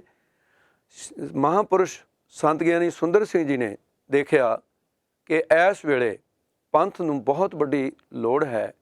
ਉਸ ਵੇਲੇ ਪ੍ਰਚਾਰ ਕਰਕੇ ਬਹੁਤ ਸਾਰੇ ਅਕਾਲੀ ਸਿੰਘ ਤਿਆਰ ਕਰਨੇ, ਜੇਲ੍ਹਾਂ ਦੇ ਵਿੱਚ ਜਾਣ ਵਾਸਤੇ ਸਿੰਘਾਂ ਦੇ ਜਥਿਆਂ ਦੇ ਜਥੇ ਤਿਆਰ ਹੋਣ ਲੱਗੇ। ਅੰਗਰੇਜ਼ ਇਸ ਗੱਲੋਂ ਘਬਰਾਇਆ ਔਰ ਉਹ ਕਹਿਣ ਲੱਗਾ ਇਹ ਕੌਣ ਹੈ ਜਿਹੜੇ ਇੰਨੇ ਅਕਾਲੀ ਤੇ ਜਿੰਨੇ ਅਸੀਂ ਫੜ ਕੇ ਅੰਦਰ ਦਿੰਦੇ ਹਾਂ ਉਦੋਂ ਦੁੱਗਣੇ ਤਿਆਰ ਹੋਈ ਜਾ ਰਹੇ। ਉਹਨਾਂ ਸਮੇਂ 'ਚ 8-8 ਘੰਟੇ ਵੀ ਮਹਾਂਪੁਰਸ਼ ਪ੍ਰਚਾਰ ਕਰਦੇ ਰਹੇ। ਟਕਸਾਲ ਦੇ 11ਵੀਂ ਮੁਖੀ ਸੰਤ ਗਿਆਨੀ ਸੁੰਦਰ ਸਿੰਘ ਜੀ ਭਿੰਡਰਾਂ ਵਾਲੇ ਅਤੇ ਉਹਨਾਂ ਮਹਾਂਪੁਰਸ਼ਾਂ ਦਾ ਇੱਕ ਐਸਾ ਜੀਵਨ ਦੇ ਵਿੱਚ ਮੋੜ ਆਇਆ ਕਿ ਮਹਾਂਪੁਰਸ਼ਾਂ ਨੂੰ ਇੱਕ ਕੋਈ ਪ੍ਰੇਮੀ ਜਿਹਨੂੰ ਜਲੋਦਰ ਦਾ ਰੋਗ ਹੋਇਆ ਸੀ, ਮਹਾਂਪੁਰਸ਼ਾਂ ਨੂੰ ਬੇਨਤੀ ਕਰਦਾ, ਮਹਾਂਪੁਰਸ਼ੋ ਮੈਂ ਬਹੁਤ ਤੰਗ ਹਾਂ। ਅਤੇ ਮਹਾਂਪੁਰਸ਼ ਕਹਿਣ ਲੱਗੇ ਹਰ ਬਿਮਾਰੀ ਦੇ ਪਿੱਛੇ ਜੀਵ ਦਾ ਕੀਤਾ ਹੋਇਆ ਪਾਪ ਕਰਮ ਹੈ, ਉਹਦਾ ਫਲ ਸਰੂਪ ਹੀ ਦੁੱਖ ਮਿਲਦਾ ਹੈ। ਕਹਿਣ ਲੱਗੇ ਮਹਾਰਾਜ ਵੀ ਤੁਸੀਂ ਕਿਰਪਾ ਕਰਕੇ ਕੱਟ ਦਿਓ। ਕਹਿਣ ਲੱਗੇ ਪ੍ਰੇਮੀਆਂ ਦੇਖ, ਭੋਗੇ ਤੋਂ ਬਿਨਾਂ ਇਹਦਾ ਦੂਸਰਾ ਰਸਤਾ ਕੋਈ ਨਹੀਂ ਹੈ। ਭੋਗੇ ਬਿਨ ਭਾਗਾ ਨਹੀਂ, ਕਰਮ ਗਤੀ ਬਲਵੰਤ। ਅਤੇ ਇਹ ਤੈਨੂੰ ਪੂਰਬਲੇ ਜਨਮ ਦੁੱਖ ਸੁਖ ਪੁਰਬ ਜਨਮ ਕੇ ਕੀਏ, ਸੋ ਜਾਣੇ ਜਿਨ ਦਾਤੇ ਦੀਏ, ਕਿਸ ਕੋ ਦੋਸਤ ਹੈ ਤੂੰ ਪ੍ਰਾਣੀ, ਸੋ ਆਪਣਾ ਕੀ ਅਕਰਾਰ ਹੈ। ਕਹਿਣ ਲੱਗਿਆ ਮਹਾਰਾਜ ਸਹਿਣ ਨਹੀਂ ਹੁੰਦਾ। ਅਤੇ ਹੁਣ ਸ਼ਾਸਤਰਾਂ 'ਚ ਲਿਖਿਆ ਪਰ ਖੇਦ ਸਹਿ ਨਾ ਸਹਿ ਪਰ ਖੇਦ। ਸਾਧੂ ਦੂਸਰੇ ਦਾ ਦੁੱਖ ਦੇਖ ਕੇ ਸਹਿਣ ਨਹੀਂ ਕਰਦਾ, ਅਰੇ ਚਾਹੁੰਦਾ ਹੈ ਕਿ ਤੇਰਾ ਦੁੱਖ ਮੈਂ ਸਹਿਣ ਕਰ ਲਵਾਂ, ਤੂੰ ਤੰਦਰੁਸਤ ਹੋ ਜਾਵੇਂ। ਮਹਾਂਪੁਰਖਾਂ ਨੇ ਵੀ ਐਸਾ ਕੀਤਾ। ਉਹਨੇ ਕਿਹਾ ਮਹਾਰਾਜ ਮੈਂ ਤਾਂ ਸਹਿਣ ਨਹੀਂ ਕਰ ਸਕਦਾ। ਮਹਾਂਪੁਰਸ਼ ਕਹਿਣ ਲੱਗੇ ਪਾਪ ਤੂੰ ਕੀਤਾ ਹੈ, ਸਹਿਣ ਤੈਨੂੰ ਹੀ ਕਰਨਾ ਚਾਹੀਦਾ ਸੀ, ਪਰ ਜੇ ਤੇ ਤੂੰ ਸਹਿਣ ਨਹੀਂ ਹੁੰਦਾ ਇਹਦਾ ਇੱਕ ਹੋਰ ਰਸਤਾ ਵੀ ਹੈ। ਉਹ ਕੀ ਹੈ? ਮਹਾਂਪੁਰਸ਼ ਕਹਿੰਦੇ ਫਿਰ ਤੇਰਾ ਦੁੱਖ ਮੈਂ ਸਹਿਣ ਕਰ ਲੈਣਾ। ਅਰਦਾਸ ਕੀਤੀ, ਹੇ ਅਕਾਲ ਪੁਰਖ ਵਾਹਿਗੁਰੂ, ਸਮਰੱਥਾ ਸੀ ਜਾਂ ਕਾ ਕਹਿਆ ਦਰਗਾਹ ਚੱਲਾ, ਹਰ ਇੱਕ ਦਾ ਨਹੀਂ ਹੋ ਸਕਦਾ ਇਸ ਤਰ੍ਹਾਂ। ਸਤਿਗੁਰੂ ਕਿਰਪਾ ਕਰੋ, ਇਸ ਪ੍ਰੇਮੀ ਦਾ ਜਲੋਦਰ ਦਾ ਰੋਗ ਇਹ ਭੋਗ ਨਹੀਂ ਸਕਦਾ, ਇਹ ਭਾਣਾ ਨਹੀਂ ਮੰਨ ਸਕਦਾ, ਇਹਦੀ ਬਿਮਾਰੀ ਮੈਨੂੰ ਲੱਗ ਜਾਏ ਅਤੇ ਮੇਰੀ ਤੰਦਰੁਸਤੀ ਇਹਨੂੰ ਦੇ ਦਿਓ, ਇਹਦੀ ਬਿਮਾਰੀ ਜਿਹੜੀ ਆ ਮੈਂ ਭੋਗ ਲਵਾਂਗਾ। ਮਹਾਂਪੁਰਖਾਂ ਨੂੰ ਗੁਰੂ ਪਿਆਰੇ, ਉਹ ਜਲੋਦਰ ਦਾ ਉਸ ਪ੍ਰੇਮੀ ਦਾ ਰੋਗ ਕਿਸੇ ਦਾ ਲਿਆ ਹੋਇਆ, ਜਿਹੜੇ ਅਣਜਾਣ ਬੰਦੇ ਨੇ ਬੜੀਆਂ ਗੱਲਾਂ ਹੋਰ ਤਰ੍ਹਾਂ ਦੀਆਂ ਕਰ ਲੈਂਦੇ ਹੁੰਦੇ ਨੇ, ਉਹ ਜਿਨ੍ਹਾਂ ਨੂੰ ਪਤਾ ਹੀ ਨਹੀਂ, ਸਤਪੁਰਸ਼ਾਂ ਦੀ ਅਵਸਥਾ ਦਾ ਨਹੀਂ ਪਤਾ। ਉਹ ਕਹਿਣਗੇ ਲੋ ਜੀ ਫਲਾਣੇ ਸੰਤ ਵੀ ਬਿਮਾਰ ਹੋ ਕੇ ਸੰਸਾਰ ਤੋਂ ਗਏ, ਫਲਾਣੇ ਸੰਤ ਵੀ ਇਸ ਤਰ੍ਹਾਂ ਹੋਇਆ, ਭੁੱਲ ਜਾਓ ਇਹ ਬਾਤ। ਇਹਦੇ ਬੜੇ ਜਵਾਬ ਹਨ ਇਹਨਾਂ ਗੱਲਾਂ ਦੇ। ਮਹਾਂਪੁਰਖਾਂ ਦੇ ਜੀਵਨ ਤੋਂ ਜਾਣੂ ਬਣਨਾ ਚਾਹੀਦਾ। ਮਹਾਂਪੁਰਸ਼ ਉਸ ਜਲੋਦਰ ਦੇ ਰੋਗ ਦੇ ਵਿੱਚ ਬਿਮਾਰੀ, ਹੁਣ ਸੰਸਾਰ ਨੇ ਆਪਣੀ ਦ੍ਰਿਸ਼ਟੀਕੋਣ ਤੋਂ ਦੇਖਿਆ ਅਤੇ ਉਹਨਾਂ ਦਾ ਇਲਾਜ ਕਰਾਉਣ ਵਾਸਤੇ ਮਜਬੂਰ ਕੀਤਾ। ਮਹਾਂਪੁਰਸ਼ ਨਹੀਂ ਸਨ ਚਾਹੁੰਦੇ, ਪਰ ਫਿਰ ਵੀ ਉਹਨਾਂ ਨੂੰ ਲੁਧਿਆਣੇ ਲਿਆਇਆ ਗਿਆ। ਸਿਵਲ ਸਰਜਨ ਡਾਕਟਰ ਦੀਵਾਨ ਸਿੰਘ ਉਹਦਾ ਨਾਂ ਸੀ, ਡਾਕਟਰ ਸਾਹਿਬ ਦਾ, ਜਿਹਨੇ ਮਹਾਂਪੁਰਖਾਂ ਦਾ ਇਲਾਜ ਕੀਤਾ। ਮਹਾਂਪੁਰਖ ਦੇ ਸਰੀਰ ਨੂੰ ਚੈੱਕ ਆਫ ਕੀਤਾ, ਦਵਾਈ ਦੇਣੀ ਆਰੰਭ ਕੀਤੀ, ਰੋਜ਼ ਚੈੱਕ ਕਰਦਾ ਰਿਹਾ। ਮਹਾਂਪੁਰਖ ਆਪਣੀ ਸਮਾਧੀ ਵਿੱਚ ਰਹੇ, ਬਿਮਾਰੀ ਵੱਧਦੀ ਗਈ। ਇੱਕ ਸਮਾਂ ਐਸਾ ਆਇਆ, ਡਾਕਟਰ ਸਾਹਿਬ ਨੂੰ ਯਕੀਨ ਹੋ ਗਿਆ ਕਿ ਮਹਾਂਪੁਰਸ਼ ਸੰਸਾਰ ਤੋਂ ਆਪਣਾ ਸਰੀਰ ਤਿਆਗ ਦੇਣਗੇ। ਡਾਕਟਰ ਦੀਵਾਨ ਸਿੰਘ ਅੰਮ੍ਰਿਤਧਾਰੀ ਸਿੰਘ ਵੀ ਸੀ, ਇਹਦੇ ਨਾਲ ਨਾਲ ਨਾਮ ਅਭਿਆਸੀ ਵੀ ਸੀ। ਮਹਾਂਪੁਰਸ਼ਾਂ ਨੂੰ ਕਹਿੰਦਾ, ਮਹਾਂਪੁਰਸ਼ੋ ਇੱਕ ਬੇਨਤੀ ਹੈ। ਕਹਿੰਦੇ ਹਾਂ ਭਾਈ ਦੱਸ। ਕਹਿੰਦੇ ਮੇਰੇ ਹੱਥਾਂ ਵਿੱਚ 2 ਬ੍ਰਹਮ ਗਿਆਨੀ ਮਹਾਂਪੁਰਸ਼ਾਂ ਦੇ ਸਰੀਰ ਸ਼ਾਂਤ ਹੋ ਚੁੱਕੇ ਹਨ। ਮੈਨੂੰ ਪਛਤਾਵਾ ਹੈ ਕਿ ਮੈਂ ਉਹਨਾਂ ਨੂੰ ਨਾਮ ਦੀ ਅਵਸਥਾ ਬਾਰੇ ਕੋਈ ਗੱਲ ਨਾ ਪੁੱਛ ਸਕਿਆ, ਪਰ ਤੁਹਾਡਾ ਸਰੀਰ, ਤੁਹਾਡੇ ਸਰੀਰ ਦੇ ਵਿੱਚ ਵੱਧ ਰਿਹਾ ਰੋਗ ਔਰ ਮੇਰੀ ਇਹਨਾਂ ਮਸ਼ੀਨਾਂ ਤੇ ਮੇਰੀ ਡਾਕਟਰੀ ਦੇ ਅਨੁਸਾਰ ਮੈਨੂੰ ਐਸਾ ਲੱਗ ਰਿਹਾ ਹੈ ਕਿ ਹੁਣ ਤੁਸੀਂ ਸਰੀਰ ਕੋਈ ਬਹੁਤੀ ਦੇਰ ਨਹੀਂ ਰੱਖਣਾ, ਇਹਨੂੰ ਸਰੀਰ ਨੂੰ ਤੁਸੀਂ ਵੀ ਤਿਆਗੋਗੇ। ਪਰ ਮੈਂ ਜੋ 2 ਵਾਰੀ ਗਲਤੀ ਕਰ ਚੁੱਕਾ, ਮੈਂ ਹੁਣ ਗਲਤੀ ਨਹੀਂ ਕਰਨੀ ਚਾਹੁੰਦਾ। ਐਤਕੀ ਵਾਰ ਮੈਂ ਬ੍ਰਹਮ ਗਿਆਨੀ ਮਹਾਂਪੁਰਸ਼ ਤੋਂ ਨਾਮ ਦੀ ਅਵਸਥਾ ਬਾਰੇ ਹੀ ਬੇਨਤੀ ਕਰਕੇ ਪੁੱਛਣਾ ਚਾਹੁੰਦਾ। ਬ੍ਰਹਮ ਗਿਆਨੀ ਢੋਲ ਵਰਗੇ ਹੁੰਦੇ ਨੇ, ਡੱਗਾ ਮਾਰੀਏ ਤਾਂ ਢੋਲ ਆਵਾਜ਼ ਦਿੰਦਾ, ਨਹੀਂ ਬੋਲਦਾ। ਸਤਿਪੁਰਸ਼ੋ ਆਪਣੀ ਕੁਛ ਅਵਸਥਾ ਗਿਆਨ ਕਰੋ, ਇਹਨੂੰ ਪ੍ਰਗਟ ਕਰੋ ਗਿਆਨ ਦੁਆਰਾ। ਮਹਾਂਪੁਰਸ਼ ਕਹਿਣ ਲੱਗੇ, ਡਾਕਟਰ ਸਾਹਿਬ ਤੂੰ ਦੱਸ ਤੇਰੀ ਕੀ ਅਵਸਥਾ ਹੈ। ਕਹਿੰਦਾ ਜੀ ਮੇਰੀ ਅਵਸਥਾ ਤਾਂ ਇੱਥੇ ਖੜੀ ਹੈ, ਜਦੋਂ ਮੈਂ ਗੱਡੀ ਚਲਾਉਣਾ ਮੇਰੀ ਗੱਡੀ ਦੇ ਇੰਜਣ ਦੀ ਆਵਾਜ਼ ਮੈਨੂੰ ਨਹੀਂ ਸੁਣੀ ਦਿੰਦੀ, ਮੈਨੂੰ ਉਸ ਵੇਲੇ ਧੰਨ ਗੁਰੂ ਨਾਨਕ, ਧੰਨ ਗੁਰੂ ਨਾਨਕ, ਧੰਨ ਗੁਰੂ ਨਾਨਕ ਦੀ ਧੁਨ ਸੁਣਨ ਲੱਗ ਜਾਂਦੀ ਹੈ।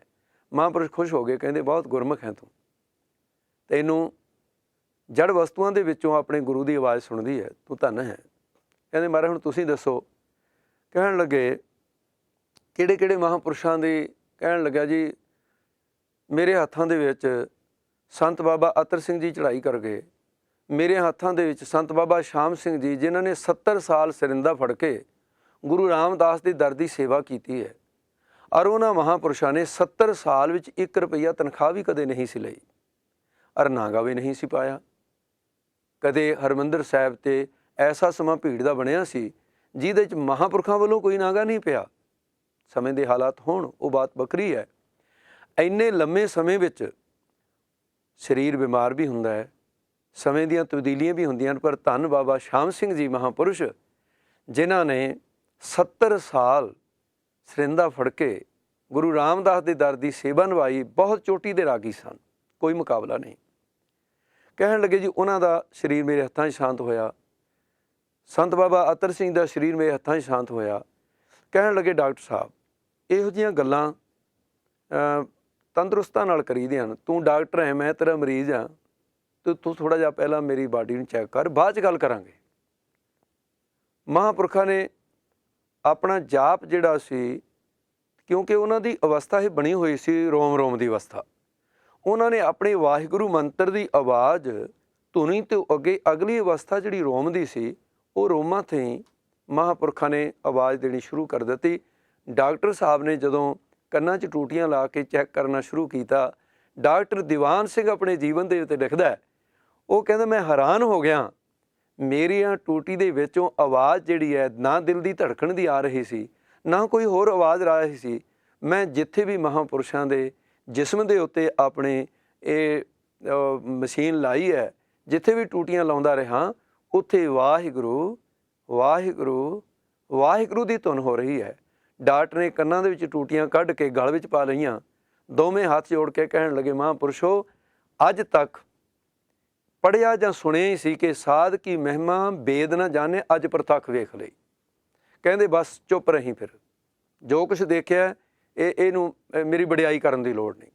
ਸੋ ਕਹਿਣ ਤੋਂ ਭਾਵ ਇਹ ਜਿਹੜੀ ਅਵਸਥਾ ਹੈ ਰੋਮਾਂ ਦੀ ਅਵਸਥਾ ਬਣਦੀ ਹੈ, ਪਰ ਰੋਮਾਂ ਦੀ ਅਵਸਥਾ ਔਰ ਧੁਨੀ ਦੀ ਅਵਸਥਾ ਦੇ ਵਿਚਾਲੇ ਇੱਕ ਅਵਸਥਾ ਹੋਰ ਵੀ ਹੈ, ਅਤੇ ਉਸ ਅਵਸਥਾ ਦੀਆਂ ਕੁਝ ਵਿਚਾਰਾਂ ਜਿਹੜੀਆਂ ਨੇ ਸੁਖਮਨੀ ਸਾਹਿਬ ਪੜ੍ਹਨ ਵਾਲਿਆਂ ਗੁਰਮੁਖਾਂ ਨੂੰ ਵਿਸ਼ੇਸ਼ ਕਰਕੇ ਮੈਂ ਉਹਦੇ ਪ੍ਰਮਾਣ ਸੁਖਮਨੀ ਸਾਹਿਬ 'ਚੋਂ ਦੇਣੇ ਚਾਹੁੰਦਾ। ਪ੍ਰਮਾਣ ਹੋਰ ਵੀ ਹੈ, ਪਰ ਲੇਕਿਨ ਸੁਖਮਨੀ ਸਾਹਿਬ 'ਚੋਂ ਇਸ ਕਰਕੇ ਦੇਣੇ ਚਾਹੁੰਦਾ ਕਿ ਸੁਖਮਨੀ ਸਾਹਿਬ ਪੜ੍ਹਨ ਵਾਲੇ ਗੁਰਮੁਖ ਹੋ ਅਤੇ ਆਪ ਹਮੇਸ਼ਾ ਪੰਜਵੀਂ ਅਵਸਥਾ ਦੀਆਂ ਤੁਕਾਂ ਤਾਂ ਪੜ੍ਹਦੇ ਹੋ, ਪਰ ਗੁਰੂ ਅਰਜਨ ਦੇਵ ਜੀ ਉਸ ਤੁਕਾਂ ਦੇ ਅੰਦਰ ਜਿਹੜੀ ਪੰਜਵੀਂ ਅਵਸਥਾ ਦੀ ਸੂਚਨਾ ਦਿੰਦੇ ਆ, ਉਹਦੇ ਵੱਲ ਅਸੀਂ ਕਦੇ ਧਿਆਨ ਨਹੀਂ ਕਰਦੇ, ਅਸੀਂ ਕੇਵਲ ਪਾਠ ਤੱਕ ਸੀਮਤ ਰਹੇ ਹੋਏ ਹਾਂ। ਦਾਸ ਨਾਲ ਅਸ਼ਟਪਦੀਆਂ ਕਿਸੇ ਗੁਰਮੁਖ ਨੇ ਨੋਟ ਕਰਨੀਆਂ ਹੋਣ ਤਾਂ ਉਹ ਨੋਟ ਵੀ ਕਰ ਸਕਦਾ ਹੈ। ਕਿਹੜੀ ਅਸ਼ਟਪਦੀ ਦੇ ਵਿੱਚ ਪੰਜਵੀਂ ਅਵਸਥਾ ਦੀ ਗੱਲ ਹੈ, ਅਸ਼ਟਪਦੀ 6ਵੀਂ, ਸਤਿਗੁਰੂ ਮਹਾਰਾਜ ਸੱਚੇ ਪਾਤਸ਼ਾਹ ਫਰਮਾਨ ਕਰਦੇ ਨੇ, ਜਿਹ ਪ੍ਰਸਾਦ ਤੁਝ ਕੋ ਨਾ ਪਹੁੰਚੈ, ਮਨ ਸਾਸ ਸਾਸ ਸਿਮਰੋ ਪ੍ਰਭ ਉੱਚੇ। ਇਹ ਜਿਹੜੀ ਬੈਖਰੀ ਮੱਧਮ ਪਸੰਤੀ ਪਰਾ ਦੀ ਵਿਚਾਰ ਹੈ, ਪਰਾ ਤੋਂ ਬਾਅਦ ਸਵਾਸਾਂ ਦੀ ਅਵਸਥਾ ਆਏਗੀ, ਕਿਉਂਕਿ ਸਵਾਸਾਂ ਦਾ ਸੰਬੰਧ ਸਾਸ ਆਈ ਤਾਂ ਰਹੇ ਨੇ ਜੇ ਹਵਾ ਹੈ, ਸਾਹ ਆਉਣਾ ਹੀ ਮਤਲਬ ਹਵਾ ਹੈ, ਹਵਾ ਹੀ ਅੰਦਰ ਆਉਂਦੀ ਤੇ ਜਾਂਦੀ ਹੈ, ਤੇ ਹਵਾ ਹੀ ਰੂਹਾਂ ਥੀ ਜਾਂਦੀ ਹੈ। 6ਵੀਂ ਅਵਸਥਾ ਉਹ ਵੀ ਇਹਨਾਂ ਅਨੁਸਾਰ ਹੀ ਬਣਨੀ ਹੈ। ਇਸ ਕਰਕੇ 5ਵੀਂ ਅਵਸਥਾ ਜਿਹੜੀ ਹੈ, ਇਹਦੇ ਵਿੱਚ ਜਾਪ ਜਿਹੜਾ ਹੈ ਸਵਾਸਾਂ ਦੇ ਵਿੱਚ ਚਲਾ ਜਾਂਦਾ ਹੈ। ਸਵਾਸਾਂ ਦੇ ਵਿੱਚ ਜਾ ਕੇ ਜਿਹਨੂੰ ਅਸੀਂ ਕਹਿੰਦੇ ਹਾਂ, ਜਿਹਨਾਂ ਸਾਸ ਗਰਾਸ ਨਾ ਵਿਸਰੈ ਹਰਨਾਮਾ ਮਨਮੰਤ, ਧਨ ਸੇ ਸਈ ਨਾਨਕਾ ਪੂਰਨ ਸੋਈ ਸੰਤ। ਤੇ ਫਿਰ 6ਵੀਂ ਅਸ਼ਟਪਦੀ ਦੇ ਵਿੱਚ ਹੀ ਦੂਸਰਾ ਪ੍ਰਮਾਣ, ਜੇ ਪ੍ਰਸਾਦ ਤੂੰ ਆਚਾਰ ਵਿਹਾਰੀ, ਤਿਸ ਪ੍ਰਭ ਕੋ ਸਾਸ ਸਾਸ ਚਿਤਾਰੀ। ਸਾਸ ਸਾਸ ਦੀ ਬਾਤ ਫਿਰ 13ਵੀਂ ਅਸ਼ਟਪਦੀ ਦੇ ਅੰਦਰ ਧਿਆਨ ਦਿਓਗੇ ਆਪ ਜੀ, ਉਹਦੇ ਵਿੱਚ ਵੀ ਮਹਾਰਾਜ ਸਾਹਿਬ ਜੀ ਨੇ ਪ੍ਰਭ ਕੀ ਉਸਤਤ ਕਰੋ ਦਿਨ ਰਾਤ, ਤਿਸੇ ਤੇ ਆਵੋ ਸਾਸ ਗਿਰਾਸ। ਕਿਵੇਂ ਧਿਆਉਣਾ ਹੈ? ਸਾਸਾਂ ਦੀ ਅਵਸਥਾ ਦੇ ਨਾਲ ਧਿਆਉਣਾ ਹੈ। ਇਹ ਉਹ ਅਵਸਥਾ ਹੈ ਜਿਹਨੂੰ ਗੁਰਬਾਣੀ ਦੇ ਅੰਦਰ 5ਵੇਂ ਥਾਂ ਤੇ ਬੈਖਰੀ ਮੱਧਮ ਪਸੰਤੀ ਪਰਾ ਤੋਂ ਬਾਅਦ ਪ੍ਰਗਟ ਕਰਦੇ ਨੇ ਮਹਾਰਾਜ। ਫਿਰ 17ਵੀਂ ਅਸ਼ਟਪਦੀ ਤੇ ਧਿਆਨ ਲੈ ਜਾਓ, ਤੇ 17ਵੀਂ ਅਸ਼ਟਪਦੀ 'ਚ ਮਹਾਰਾਜ ਸਾਹਿਬ ਜੀ ਦਾ ਕਥਨ ਹੈ, ਸੋ ਸੇਵਕ ਜਿਸ ਦਇਆ ਪ੍ਰਭ ਧਾਰੈ, ਨਾਨਕ ਸੋ ਸੇਵਕ ਸਾਸ ਸਾਸ ਸੰਭਾਰੈ।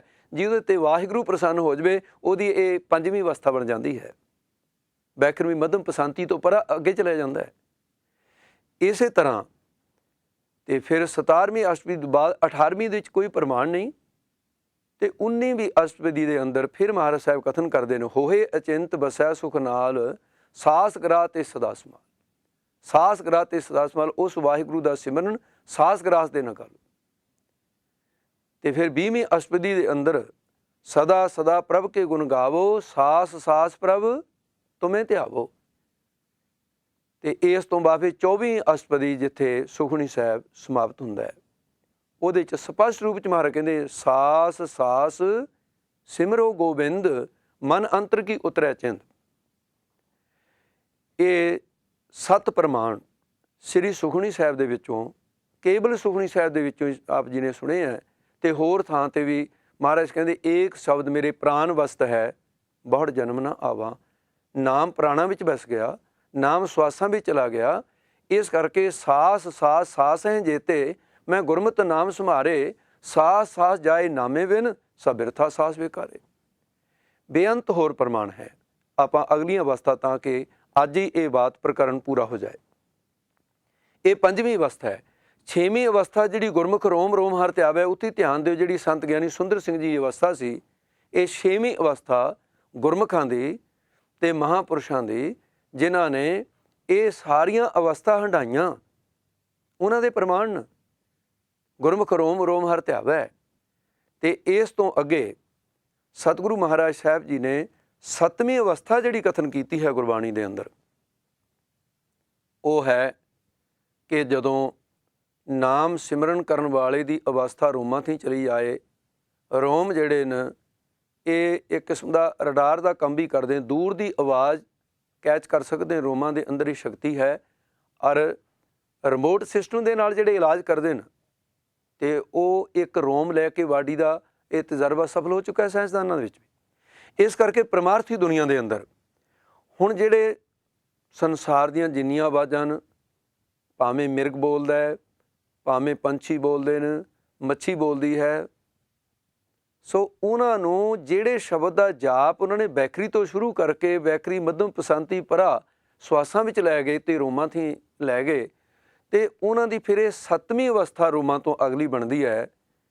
ਤੇ ਸਾਰੇ ਜਾਨਵਰ ਜੋ ਵੀ ਬੋਲਦੇ ਨੇ, ਜੋ ਬੋਲਤ ਹੈ ਮਿਰਗ ਮੀਨ ਪੰਖੇਰੂ, ਸੋ ਬਿਨ ਹਰ ਜਾਪਤ ਹੈ ਨਹੀਂ ਹੋਰ।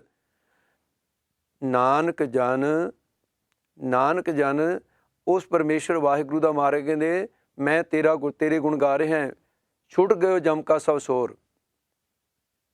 ਤੇ ਸਤਿਗੁਰੂ ਮਹਾਰਾਜ ਸਾਹਿਬ ਜੀ ਕਹਿੰਦੇ ਨੇ ਕਿ ਉਸ ਵੇਲੇ ਜਮਾਂ ਦਾ ਸ਼ੋਰ ਸ਼ਰਾਬਾ ਵੀ ਛੁੱਟ ਗਿਆ। ਨਾਨਕ ਜਨ ਹਰ ਕੀਰਤ ਗਾਈ, ਛੁੱਟ ਗਏ ਜਮ ਕਾ ਸਭ ਸੋਰ। ਇਹ ਸਭ ਜਮਾਂ ਦਾ ਸ਼ੋਰ ਸ਼ਰਾਬਾ ਛੁੱਟ ਗਿਆ। ਇਹ ਅਵਸਥਾ ਤੋਂ ਬਾਅਦ 8ਵੀਂ ਅਵਸਥਾ ਫਿਰ ਇੱਕ ਹੋਰ ਹੈ। ਉਸ ਅਵਸਥਾ ਨੂੰ ਕਿਹਾ ਕਿ ਜਿਹੜੀਆਂ ਚੇਤਨ ਚੀਜ਼ਾਂ ਹਨ ਉਹਨਾਂ ਦੇ ਚੋਂ ਆਵਾਜ਼ ਆਉਣੀ ਤੇ ਜੜ ਵਸਤੂਆਂ ਤੋਂ ਆਵਾਜ਼ ਆਉਣੀ। ਪਰ ਇਸ ਤੋਂ ਪਹਿਲਾਂ 8ਵੀਂ ਅਵਸਥਾ ਵਿੱਚ ਐਸਾ ਮੰਨਿਆ ਕਿ ਪਰਮਾਤਮਾ ਗੁਰਬਾਣੀ ਵਿੱਚ ਐਸਾ ਮੰਨਿਆ ਕਿ ਸਾਰਿਆਂ ਦੇ ਹਿਰਦਿਆਂ ਵਿੱਚ ਬੈਠਾ ਹੈ। ਇਸ ਦਾ ਪ੍ਰਮਾਣ ਤੂੰ ਹਿਰਦੈ ਗੁਪਤ ਬਸੈ ਦਿਨ ਰਾਤੀ, ਤੇਰਾ ਭਾਉ ਨਾ ਬੁਝੈ ਗਵਾਰੀ। ਹੇ ਮੇਰੇ ਪਰਮੇਸ਼ਰ, ਤੂੰ ਸਾਰਿਆਂ ਦੇ ਹਿਰਦਿਆਂ 'ਚ ਬੈਠਾ ਹੈ, ਪਰ ਮੂਰਖ ਬੰਦੇ ਫੇਰ ਵੀ ਕਹਿੰਦੇ ਰੱਬ ਦਿਖਾਓ ਕਿੱਥੇ ਹੈ। ਹਾਲਾਂਕਿ ਉਹ ਬੋਲ ਨਹੀਂ ਸਕਦਾ ਤੇਰੀ ਸੱਤਾ ਤੋਂ ਬਿਨਾਂ। ਤੂੰ ਉਹਨੂੰ ਇਸ ਮੂਰਖਤਾਈ ਲਈ ਵੀ ਸੱਤਾ ਦੇ ਰਿਹਾ ਹੈ ਕਿ ਉਹ ਤੇਰਾ ਹੀ ਵਿਰੋਧ ਕਰ ਦੇਵੇ, ਤੂੰ ਨਹੀਂ ਹੈ। ਉਹਦੇ ਹਿਰਦੇ 'ਚ ਵੀ ਤੂੰ ਬੈਠਾ ਹੈ, ਪਰ ਉਹ ਮੂਰਖ ਨੂੰ ਪਤਾ ਨਹੀਂ ਹੈ। ਅਤੇ ਇਸ ਕਰਕੇ ਤੂੰ ਹਿਰਦੇ ਗੁਪਤ ਬਸੈ ਦਿਨ ਰਾਤੀ, ਤੇਰਾ ਭਾਉ ਨਾ ਬੁਝੈ ਗਵਾਰੀ। ਉਹਨਾਂ ਗਵਾਰਾਂ ਨੇ ਨਹੀਂ ਜਾਣਿਆ। ਉਹ ਹਿਰਦਿਆਂ ਦੀ ਜਿਹੜੀ ਆਵਾਜ਼ ਹੈ, ਇਹ ਅਵਸਥਾ ਹੋਈ ਨਾਮਦੇਵ ਜੀ ਦੀ। ਨਾਮਦੇਵ ਜੀ ਨੇ ਅਵਸਥਾ ਹੰਢਾਈ ਅਤੇ ਸੰਸਾਰ ਨੂੰ ਦੱਸਿਆ, ਆ ਸੰਸਾਰ ਨੂੰ ਕਹਿ ਦਿੱਤਾ ਘਟ ਨਾਮ ਹਿਰਦੇ ਦਾ ਹੁੰਦਾ ਹੈ। ਨਾਮਦੇਵ ਜੀ ਕਥਨ ਕਰਦੇ ਨੇ, ਸਭੈ ਘਟ ਰਾਮ ਬੋਲੈ, ਰਾਮਾ ਬੋਲੈ, ਰਾਮ ਬਿਨਾ ਕੋ ਬੋਲੈ ਰੇ। ਸਵਾਲੀਆ ਫਿਕਰ ਹੈ, ਪ੍ਰਸ਼ਨ ਰੂਪ ਪੰਕਤੀ ਹੈ। ਕੌਣ ਹੈ ਜਿਹੜਾ ਰਾਮ ਤੋਂ ਬਿਨਾਂ ਬੋਲ ਰਿਹਾ ਹੈ? ਸਾਰਿਆਂ ਹਿਰਦਿਆਂ ਦੇ ਵਿੱਚ ਮੇਰਾ ਰਾਮ ਬੋਲ ਰਿਹਾ ਹੈ। ਜਿਹੜਾ ਮੇਰੇ ਹਿਰਦੇ 'ਚ ਬੋਲਦਾ ਹੈ, ਉਹ ਹੁਣ ਸਾਰਿਆਂ ਦੇ ਹਿਰਦੇ 'ਚ ਬੋਲਦਾ ਹੀ ਸੁਣਾਈ ਦੇ ਰਿਹਾ ਉਹਨਾਂ ਨੂੰ ਹੋਰ ਕੁਛ ਵੀ ਸੁਣਾਈ ਨਹੀਂ ਦਿੰਦਾ। ਹਿਰਦਿਆਂ ਦੇ ਵਿੱਚ ਬੈਠਾ ਹੈ, ਪਰਮੇਸ਼ਰ ਦੇ ਨਾਲ ਸੰਬੰਧ ਜੁੜ ਗਿਆ ਹੈ, ਕਨੈਕਸ਼ਨ ਜੁੜ ਗਿਆ ਹੈ, ਸਾਰਿਆਂ ਹਿਰਦਿਆਂ ਦੇ ਨਾਲ ਜੁੜ ਗਿਆ ਹੈ। ਔਰ ਫਿਰ ਇੱਥੇ ਇੱਕ ਹੋਰ ਵੀ ਬੇਨਤੀ ਕਰਦੇ ਹਾਂ, ਅਤੇ ਦੂਸਰੇ ਦੇ ਹਿਰਦੇ ਦੀ ਗੱਲ ਜਾਣਨ ਦੀ ਸਮਰੱਥਾ ਵੀ ਪੈਦਾ ਹੋ ਜਾਂਦੀ ਹੈ। ਦੂਸਰੇ ਦੇ ਹਿਰਦੇ ਵਿੱਚ ਕੀ ਹੈ, ਕੀ ਸੋਚ ਰਿਹਾ ਹੈ, ਇਹ ਅੰਤਰਜਾਮਤਾ ਵੀ ਪ੍ਰਾਪਤ ਹੋ ਜਾਂਦੀ ਹੈ। ਕਿਉਂਕਿ ਸੰਬੰਧ ਜੋ ਅੰਤਰਜਾਮੀ ਨਾਲ ਹੋ ਗਿਆ, ਜੁੜ ਜੋ ਅੰਤਰਜਾਮੀ ਨਾਲ ਗਿਆ। ਇਸ ਤੋਂ ਬਾਅਦ ਫਿਰ 9ਵੀਂ ਅਵਸਥਾ ਗੁਰਬਾਣੀ ਦੇ ਅੰਦਰ ਐਸੀ ਲਿਖੀ ਹੈ ਕਿ ਜਿਹੜੀਆਂ ਜੜ ਵਸਤੂਆਂ ਹਨ, ਦੇਖੋ ਆਕਾਸ਼ ਹੈ, ਇਹ ਵੀ ਜੜ ਹੈ। ਮੰਨਿਆ ਵੀ ਸੂਖਮ ਹੈ ਪਰ ਜੜ ਹੈ। ਹਵਾ ਇਹ ਵੀ ਜੜ ਹੈ। ਮੰਨਿਆ ਵੀ ਚੱਲਦੀ ਦਿਸਦੀ ਹੈ ਪਰ ਨਹੀਂ। ਅਤੇ ਹਵਾ ਤੋਂ ਅੱਗੇ ਜੜ ਵਸਤੂਆਂ ਦੇ ਨਾਲ, ਕਿਉਂ ਤੱਤ ਪੰਜੇ ਜੜ ਵਸਤੂਆਂ ਨੇ, ਇਹ ਤਾਂ ਕਿਸੇ ਦੇ ਹਿਲਾਈ ਹਲ ਸਕਦੇ ਨੇ। ਅਤੇ ਇਸੇ ਪ੍ਰਕਾਰ ਫਿਰ ਪਾਣੀ ਹੈ, ਅਗਨੀ ਹੈ, ਧਰਤੀ ਹੈ, ਇਹ ਸਾਰੇ ਜੜ ਨੇ। ਪਰ ਜਿਸ ਵੇਲੇ ਨਾਮ ਅਭਿਆਸੀ ਦੀ 9ਵੀਂ ਅਵਸਥਾ ਬਣ ਜਾਂਦੀ ਹੈ, ਤਾਂ ਉਸ ਵੇਲੇ ਉਹਨਾਂ ਨੂੰ ਇਹਦੇ ਵਿੱਚੋਂ ਵੀ ਪਰਮਾਤਮਾ ਦੇ ਉਸ ਨਾਮ ਦੀ ਧੁਨ, ਜਿਹੜੀ ਬੈਖਰੀ, ਮੱਧਮ, ਪਸੰਤੀ, ਪਰਾ, ਸਵਾਸਾਂ ਦੀ, ਰੋਮਾਂ ਦੀ, ਅਤੇ ਜਿਹੜੀ ਪਸ਼ੂਆਂ ਪੰਛੀਆਂ ਦੀ ਆਵਾਜ਼ਾਂ ਤੋਂ ਇਹ ਜਿਹੜੀ ਆਵਾਜ਼ ਸੁਣਦੀ ਸੀ, ਸਾਰਿਆਂ ਦੇ ਹਿਰਦਿਆਂ 'ਚੋਂ ਸੁਣਦੀ ਸੀ। ਅਤੇ ਇਹ ਅਵਸਥਾ ਤੋਂ ਅਗਲੀ ਅਵਸਥਾ ਜਦੋਂ ਜੜ ਵਸਤੂਆਂ 'ਚ ਵੀ ਉਹੀ ਆਵਾਜ਼ ਆਉਣ ਲੱਗ ਜਾਂਦੀ ਹੈ, ਸੁਣਦੀ ਹੈ ਉਸ ਨੂੰ। ਉਹਦਾ ਪ੍ਰਮਾਣ ਕੀ ਹੈ?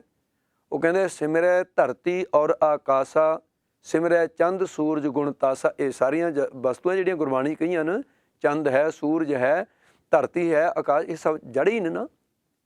ਸਿਮਰੈ ਧਰਤੀ ਔਰ ਆਕਾਸ਼ਾ, ਸਿਮਰੈ ਚੰਦ ਸੂਰਜ ਗੁਣ ਤਾਸਾ, ਪੌਣ ਪਾਣੀ ਵੇ ਸੰਤਰ ਸਿਮਰੈ, ਸਿਮਰੈ ਸਗਲ ਉਪਾਰ ਜਨਾ। ਉਹਨਾਂ ਨੂੰ ਇਹ ਸਾਰੇ ਸਿਮਰਨ ਕਰਦੇ ਦਿਸਦੇ ਆ, ਸੁਣਦੇ ਆ। ਧਰਤ ਪਾਤਾਲ ਆਕਾਸ਼ ਹੈ ਮੇਰੀ ਜਿੰਦੜੀਏ, ਸਭ ਹਰ ਹਰ ਨਾਮ ਤੇ ਆ ਬੈਰਾ। ਇਹ ਉਹਨਾਂ ਨੂੰ ਨਾਮ ਜਪਦੇ। ਇੱਥੇ ਮੈਂ 2 ਮਹਾਂਪੁਰਸ਼ਾਂ ਦਾ ਪ੍ਰਮਾਣ ਦੇਣਾ ਚਾਹੂੰਗਾ, ਛੋਟਾ ਛੋਟਾ। ਸੰਤ ਬਾਬਾ ਅਤਰ ਸਿੰਘ ਜੀ ਮਸਤੂਆਣੇ ਵਾਲੇ,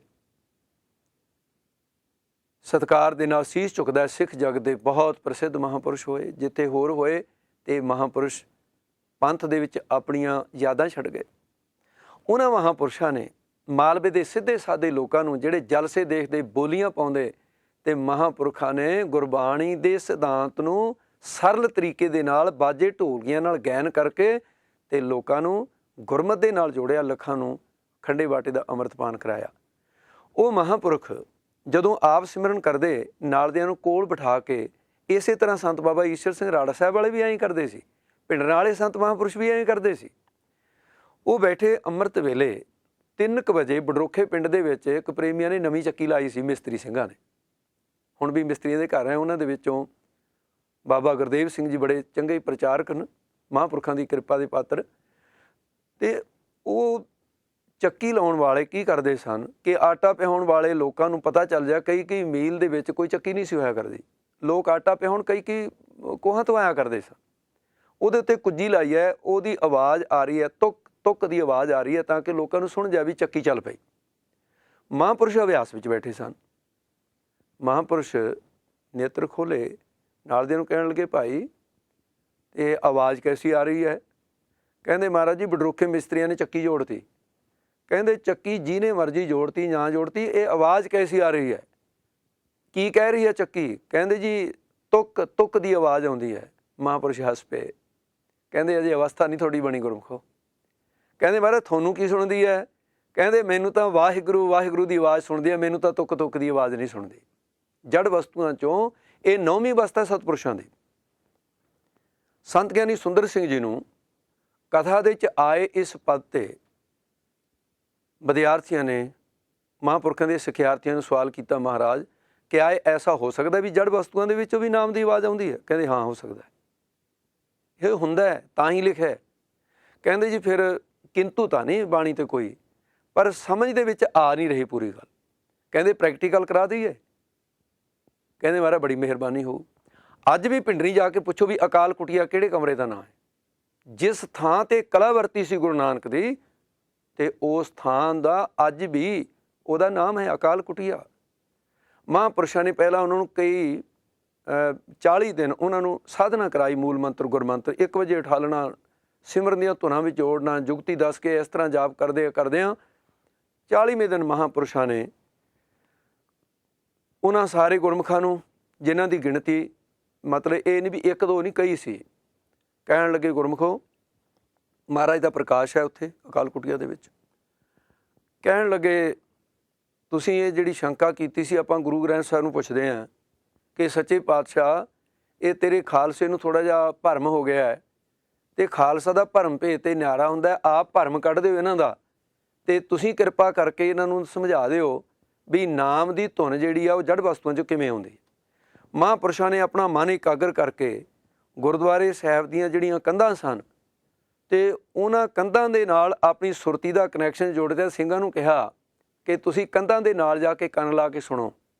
ਉਹ ਜਦੋਂ ਕੰਨ ਲਾ ਕੇ ਸੁਣਿਆ, ਉਹਦੇ ਵਿੱਚੋਂ ਮੂਲ ਮੰਤਰ ਦੀ ਆਵਾਜ਼ ਆ ਰਹੀ ਹੈ। ਬੜੇ ਹੈਰਾਨ ਹੋਏ, ਇੱਕ ਦੂਜੇ ਨੂੰ ਪੁੱਛਿਆ ਤੈਨੂੰ ਸੁਣਦਾ? ਸੁਣਦਾ? ਹਾਂ ਵੀ ਸੁਣਦਾ ਹੈ, ਮੂਲ ਮੰਤਰ ਹੈ। ਮਹਾਂਪੁਰਖ ਕਹਿੰਦੇ ਦੱਸੋ ਵੀ ਕੀ ਸੁਣਿਆ? ਕਹਿੰਦੇ ਜੀ ਮੂਲ ਮੰਤਰ। ਕਹਿੰਦੇ ਹੁਣ ਦਰਵਾਜ਼ੇ ਨਾਲ ਕੰਨ ਲਾ ਕੇ ਸੁਣੋ। ਤਾਂ ਉਸ ਵੇਲੇ ਮਹਾਂਪੁਰਸ਼ਾਂ ਨੇ ਗੁਰੂ ਸਾਹਿਬ ਨੂੰ ਬੇਨਤੀ ਕੀਤੀ, ਸੱਚੇ ਪਾਤਸ਼ਾਹ ਇਹਨਾਂ ਗੁਰਮੁਖਾਂ ਨੂੰ ਦਰਵਾਜ਼ਿਆਂ ਵਿੱਚੋਂ ਵੀ ਨਾਮ ਸੁਣਾ ਦਿਓ। ਦਰਵਾਜ਼ਿਆਂ ਦੇ ਵਿੱਚੋਂ ਵਾਹਿਗੁਰੂ ਵਾਹਿਗੁਰੂ ਵਾਹਿਗੁਰੂ ਦੀ ਧੁਨ ਸੁਣੀ। ਪਿੰਡਰੀ ਅਕਾਲ ਕੁਟੀਆ ਅੱਜ ਵੀ ਉਹ ਜਗ੍ਹਾ ਮੌਜੂਦ ਹੈ। ਸੋ ਇਸ ਕਰਕੇ ਸਾਧ ਸਿੰਘ ਜੇ ਕੋਈ ਇਹਦਾ ਕਿੰਤੂ ਕਰੇ ਤਾਂ ਇਹ ਐਸੀ ਬਾਤ ਨਹੀਂ ਕਿੰਤੂ ਵਾਲੀ, ਇਹ ਤਾਂ ਪ੍ਰੈਕਟੀਕਲ ਹੋ ਚੁੱਕਾ ਹੈ ਗੁਰਮੁਖਾਂ ਦੇ ਨਾਲ। ਇਸ ਤੋਂ ਅੱਗੇ ਹੁਣ ਅਖੀਰਲੀ ਅਵਸਥਾ ਹੈ, ਤਾਂ ਕਿ ਪ੍ਰਕਰਨ ਅੱਜ ਪੂਰਾ ਹੋ ਜਾਵੇ। ਉਸ ਅਵਸਥਾ 'ਤੇ ਪਹੁੰਚੇ ਕਬੀਰ ਸਾਹਿਬ, ਗੁਣਗੁਣਾਏ, ਸੰਸਾਰ ਨੂੰ ਆਪਣੀ ਅਵਸਥਾ ਦੱਸੀ। 10ਵੀਂ ਅਵਸਥਾ ਤੋਂ ਬਾਅਦ ਅੱਗੇ ਇਹ ਅਵਧੀ ਹੈ ਅਵਸਥਾ ਦੀ, ਇਸ ਤੋਂ ਅੱਗੇ ਕੋਈ ਵੀ ਅਵਸਥਾ ਨਹੀਂ। ਇਹ ਉਹ ਅਵਸਥਾ ਜਿੱਥੇ ਜਾ ਕੇ ਇਹ ਉਸ ਪਰਮੇਸ਼ਰ ਦੇ ਵਿੱਚ ਸਰੂਪ ਦੇ ਵਿੱਚ ਲੀਨ ਹੋ ਜਾਂਦਾ ਹੈ। ਕਬੀਰ ਸਾਹਿਬ ਕਹਿੰਦੇ ਨੇ ਜਿਹੜੀ ਮੈਂ ਬੈਕਰੀ ਤੋਂ ਸ਼ੁਰੂ ਕੀਤੀ ਸੀ, ਬੈਕਰੀ ਮੱਧਮ ਪਸੰਤੀ ਪਰਾ ਵਿੱਚ ਪਹੁੰਚਿਆ ਸੀ, ਜਿਹੜੀ ਅਵਸਥਾ ਮੈਂ ਸਵਾਸਾਂ ਦੇ ਸਿਮਰਨ ਦੇ ਵਿੱਚ ਲਈ, ਜਿਹੜੀ ਅਵਸਥਾ ਰੋਮਾਂ ਦੀ ਹੋਈ, ਜਿਹੜੀ ਅਵਸਥਾ ਜਿਹੜੀ ਹੈ ਚੇਤਨ ਪਸ਼ੂ ਪੰਛੀਆਂ ਦੀਆਂ ਆਵਾਜ਼ਾਂ ਸੁਣੀਆਂ, ਹਿਰਦਿਆਂ ਦੀਆਂ ਸੁਣੀਆਂ ਅਤੇ ਜੜ ਵਸਤੂਆਂ ਦੇ ਸੁਣੀਆਂ, ਅਤੇ ਅੱਜ ਮੇਰੇ ਰਾਮ ਨੇ ਮੈਨੂੰ ਅਵਸਥਾ ਬਖਸ਼ ਦਿੱਤੀ। ਕਬੀਰ ਤੂੰ ਕਰਤਾ ਤੂੰ ਹੁਆ ਮੁਝ ਮੇਂ ਰਹਾ ਨਾ ਹੂੰ, ਜਬ ਆਪਾ ਪਰਕਾ ਮਿਟ ਗਿਆ ਜਦ ਦੇਖੋ ਤਾਂ ਤੂੰ। ਇਹ 10 ਅਵਸਥਾ ਸਤਿਪੁਰਸ਼ਾਂ ਦੀਆਂ ਨੇ। ਇਹ 10 ਅਵਸਥਾ ਜਿਨ੍ਹਾਂ ਨੇ ਹੰਡਾਈਆਂ ਗੁਰਬਾਣੀ ਨੇ ਉਹਨਾਂ ਦਾ ਬਿਆਨ ਕੀਤਾ ਹੈ, ਉਹ ਪਿਛਲੇ ਸਮੇਂ 'ਚ ਸੀ ਅਤੇ ਹੁਣ ਵੀ ਹੈ, ਅੱਗੇ ਨੂੰ ਵੀ ਹੋਣਗੇ। ਸਤਿਗੁਰੂ ਮਹਾਰਾਜ ਸਾਹਿਬ ਜੀ ਦੀ ਇਹਨਾਂ ਅਵਸਥਾ 'ਤੇ ਜੈਸੇ ਕਿ ਬੈਕਰੀ ਤੋਂ ਮੱਧਮਾਂ ਵਿੱਚ ਅਸੀਂ ਕਿਵੇਂ ਜਾ ਸਕਦੇ ਹਾਂ, ਇਹ ਸਵਾਲ ਆਏਗਾ ਜੀ ਸਾਨੂੰ ਕਿਵੇਂ ਪਤਾ ਲੱਗੇਗਾ ਅਗਲੀ ਅਵਸਥਾ ਆ ਗਈ। ਇਹਦੇ ਲਈ ਮੈਂ ਛੋਟਾ ਜਿਹੀ ਇੱਕ ਮਿਸਾਲ ਦੇਣੀ ਚਾਹੁੰਦਾ। ਜਿਹੜੀਆਂ ਤਾਂ ਕਾਰਾਂ ਹੈ, ਮੋਟਰਾਂ ਹੈ, ਟਰੱਕ ਹਨ, ਹੋਰ ਵਹੀਕਲ ਹਨ, ਇਹਨਾਂ ਨੂੰ ਤਾਂ ਡਰਾਈਵਰ ਜਿਹੜਾ ਹੈ ਜਿੱਧਰ ਨੂੰ ਮਰਜ਼ੀ ਮੋੜਨਾ ਚਾਹੇ ਮੋੜ ਲੈਂਦਾ ਹੈ। ਪਰ ਰੇਲ ਗੱਡੀ ਦਾ ਸਟੀਅਰਿੰਗ ਤਾਂ ਹੈ, ਪਰ ਰੇਲ ਗੱਡੀ ਦਾ ਬਾਬੂ ਜਿਹੜਾ ਹੈ, ਰੇਲ ਗੱਡੀ ਦਾ ਜਿਹੜਾ ਡਰਾਈਵਰ ਹੈ, ਉਹ ਰੇਲ ਗੱਡੀ ਦੇ ਇੰਜਣ ਨੂੰ ਆਪਣੀ ਮਰਜ਼ੀ ਨਾਲ ਮੋੜ ਨਹੀਂ ਸਕਦਾ। ਉਹਦੇ ਪਹੀਆਂ ਦਾ ਹੇਠਾਂ ਲਾਈਨ ਦੇ ਨਾਲ ਐਸਾ ਸੰਬੰਧ ਜੁੜਿਆ ਹੈ, ਅਗਰ ਇੱਕ ਲਾਈਨ ਤੋਂ ਦੂਜੀ ਲਾਈਨ ਤੇ ਜਾਣਾ ਹੈ, ਤਾਂ ਉਹਦੇ ਬਸ ਦੀ ਬਾਤ ਨਹੀਂ ਹੈ। ਉਹ ਕਿਸ ਦੇ ਬਸ ਦੀ ਬਾਤ ਹੈ? ਉਹ ਸ਼ਕਤੀ ਸਟੇਸ਼ਨ ਤੇ ਬੈਠਿਆ ਜਿਹਨੇ ਕਾਂਟਾ ਬਦਲਣਾ ਹੈ। ਜਿਉਂ ਹੀ ਕਾਂਟਾ ਬਦਲਿਆ ਤੇ ਇੱਧਰਲੀ ਲਾਈਨ ਤੇ ਜਾਂਦੀ ਜਾਂਦੀ ਗੱਡੀ ਦਾ ਪਤਾ ਲੱਗੇਗਾ ਇਸ ਲਾਈਨ ਤੇ ਆ ਵੀ ਗਈ ਹੈ। ਬਸ ਇਹੀ ਪ੍ਰਮਾਣ ਕਾਫੀ ਹੋਏਗਾ। ਵਾਹਿਗੁਰੂ ਸ਼ਬਦ ਦੀ ਧੁਨ ਲਾਉਣੀ ਰਸਨਾ ਤੋਂ ਸ਼ੁਰੂ ਕਰ ਦਿਓ ਤੇ ਬੈਕਰੀ ਤੋਂ ਮੱਧਮਾਂ ਵਿੱਚ ਕਿਵੇਂ ਜਾਵਾਂਗੇ? ਇਹ ਕਾਂਟਾ ਨਿਰੰਕਾਰ ਨੇ ਬਦਲਣਾ, ਅਕਾਲ ਪੁਰਖ ਬਦਲੇਗਾ, ਅਸੀਂ ਨਹੀਂ ਬਦਲ ਸਕਦੇ। ਸਾਨੂੰ ਪਤਾ ਵੀ ਨਹੀਂ ਚੱਲੇਗਾ ਕਿ ਅਗਲੀ ਅਵਸਥਾ ਦੇ ਵਿੱਚ ਧੁਨ ਕਦੋਂ ਹੋਣ ਲੱਗ ਗਈ। ਇਹ ਨਿਰੰਕਾਰ ਤੇ ਛੱਡ ਕੇ ਔਰ ਇੱਕ ਹੋਰ ਵੀ ਧਿਆਨ ਰਹੇ, ਜੇ ਕੋਈ ਕਹੇ ਕਿ ਅਖੀਰਲੀ ਅਵਸਥਾ ਵਿੱਚ ਜਾ ਕੇ ਮਿਲਦਾ ਹੈ, ਪਰਮਾਤਮਾ ਸਰਗੁਣ ਸਰੂਪ ਦੇ ਵਿੱਚ ਨਾਮ ਜਪਣ ਵਾਲੇ ਨੂੰ ਪਹਿਲੀ ਅਵਸਥਾ 'ਚ ਵੀ ਮਿਲ ਸਕਦਾ ਹੈ, ਬੈਖਰੀ ਬਾਣੀ ਦਾ ਜਾਪ ਕਰਨ ਵਾਲਿਆਂ ਨੂੰ ਵੀ ਮਿਲ ਸਕਦਾ ਹੈ।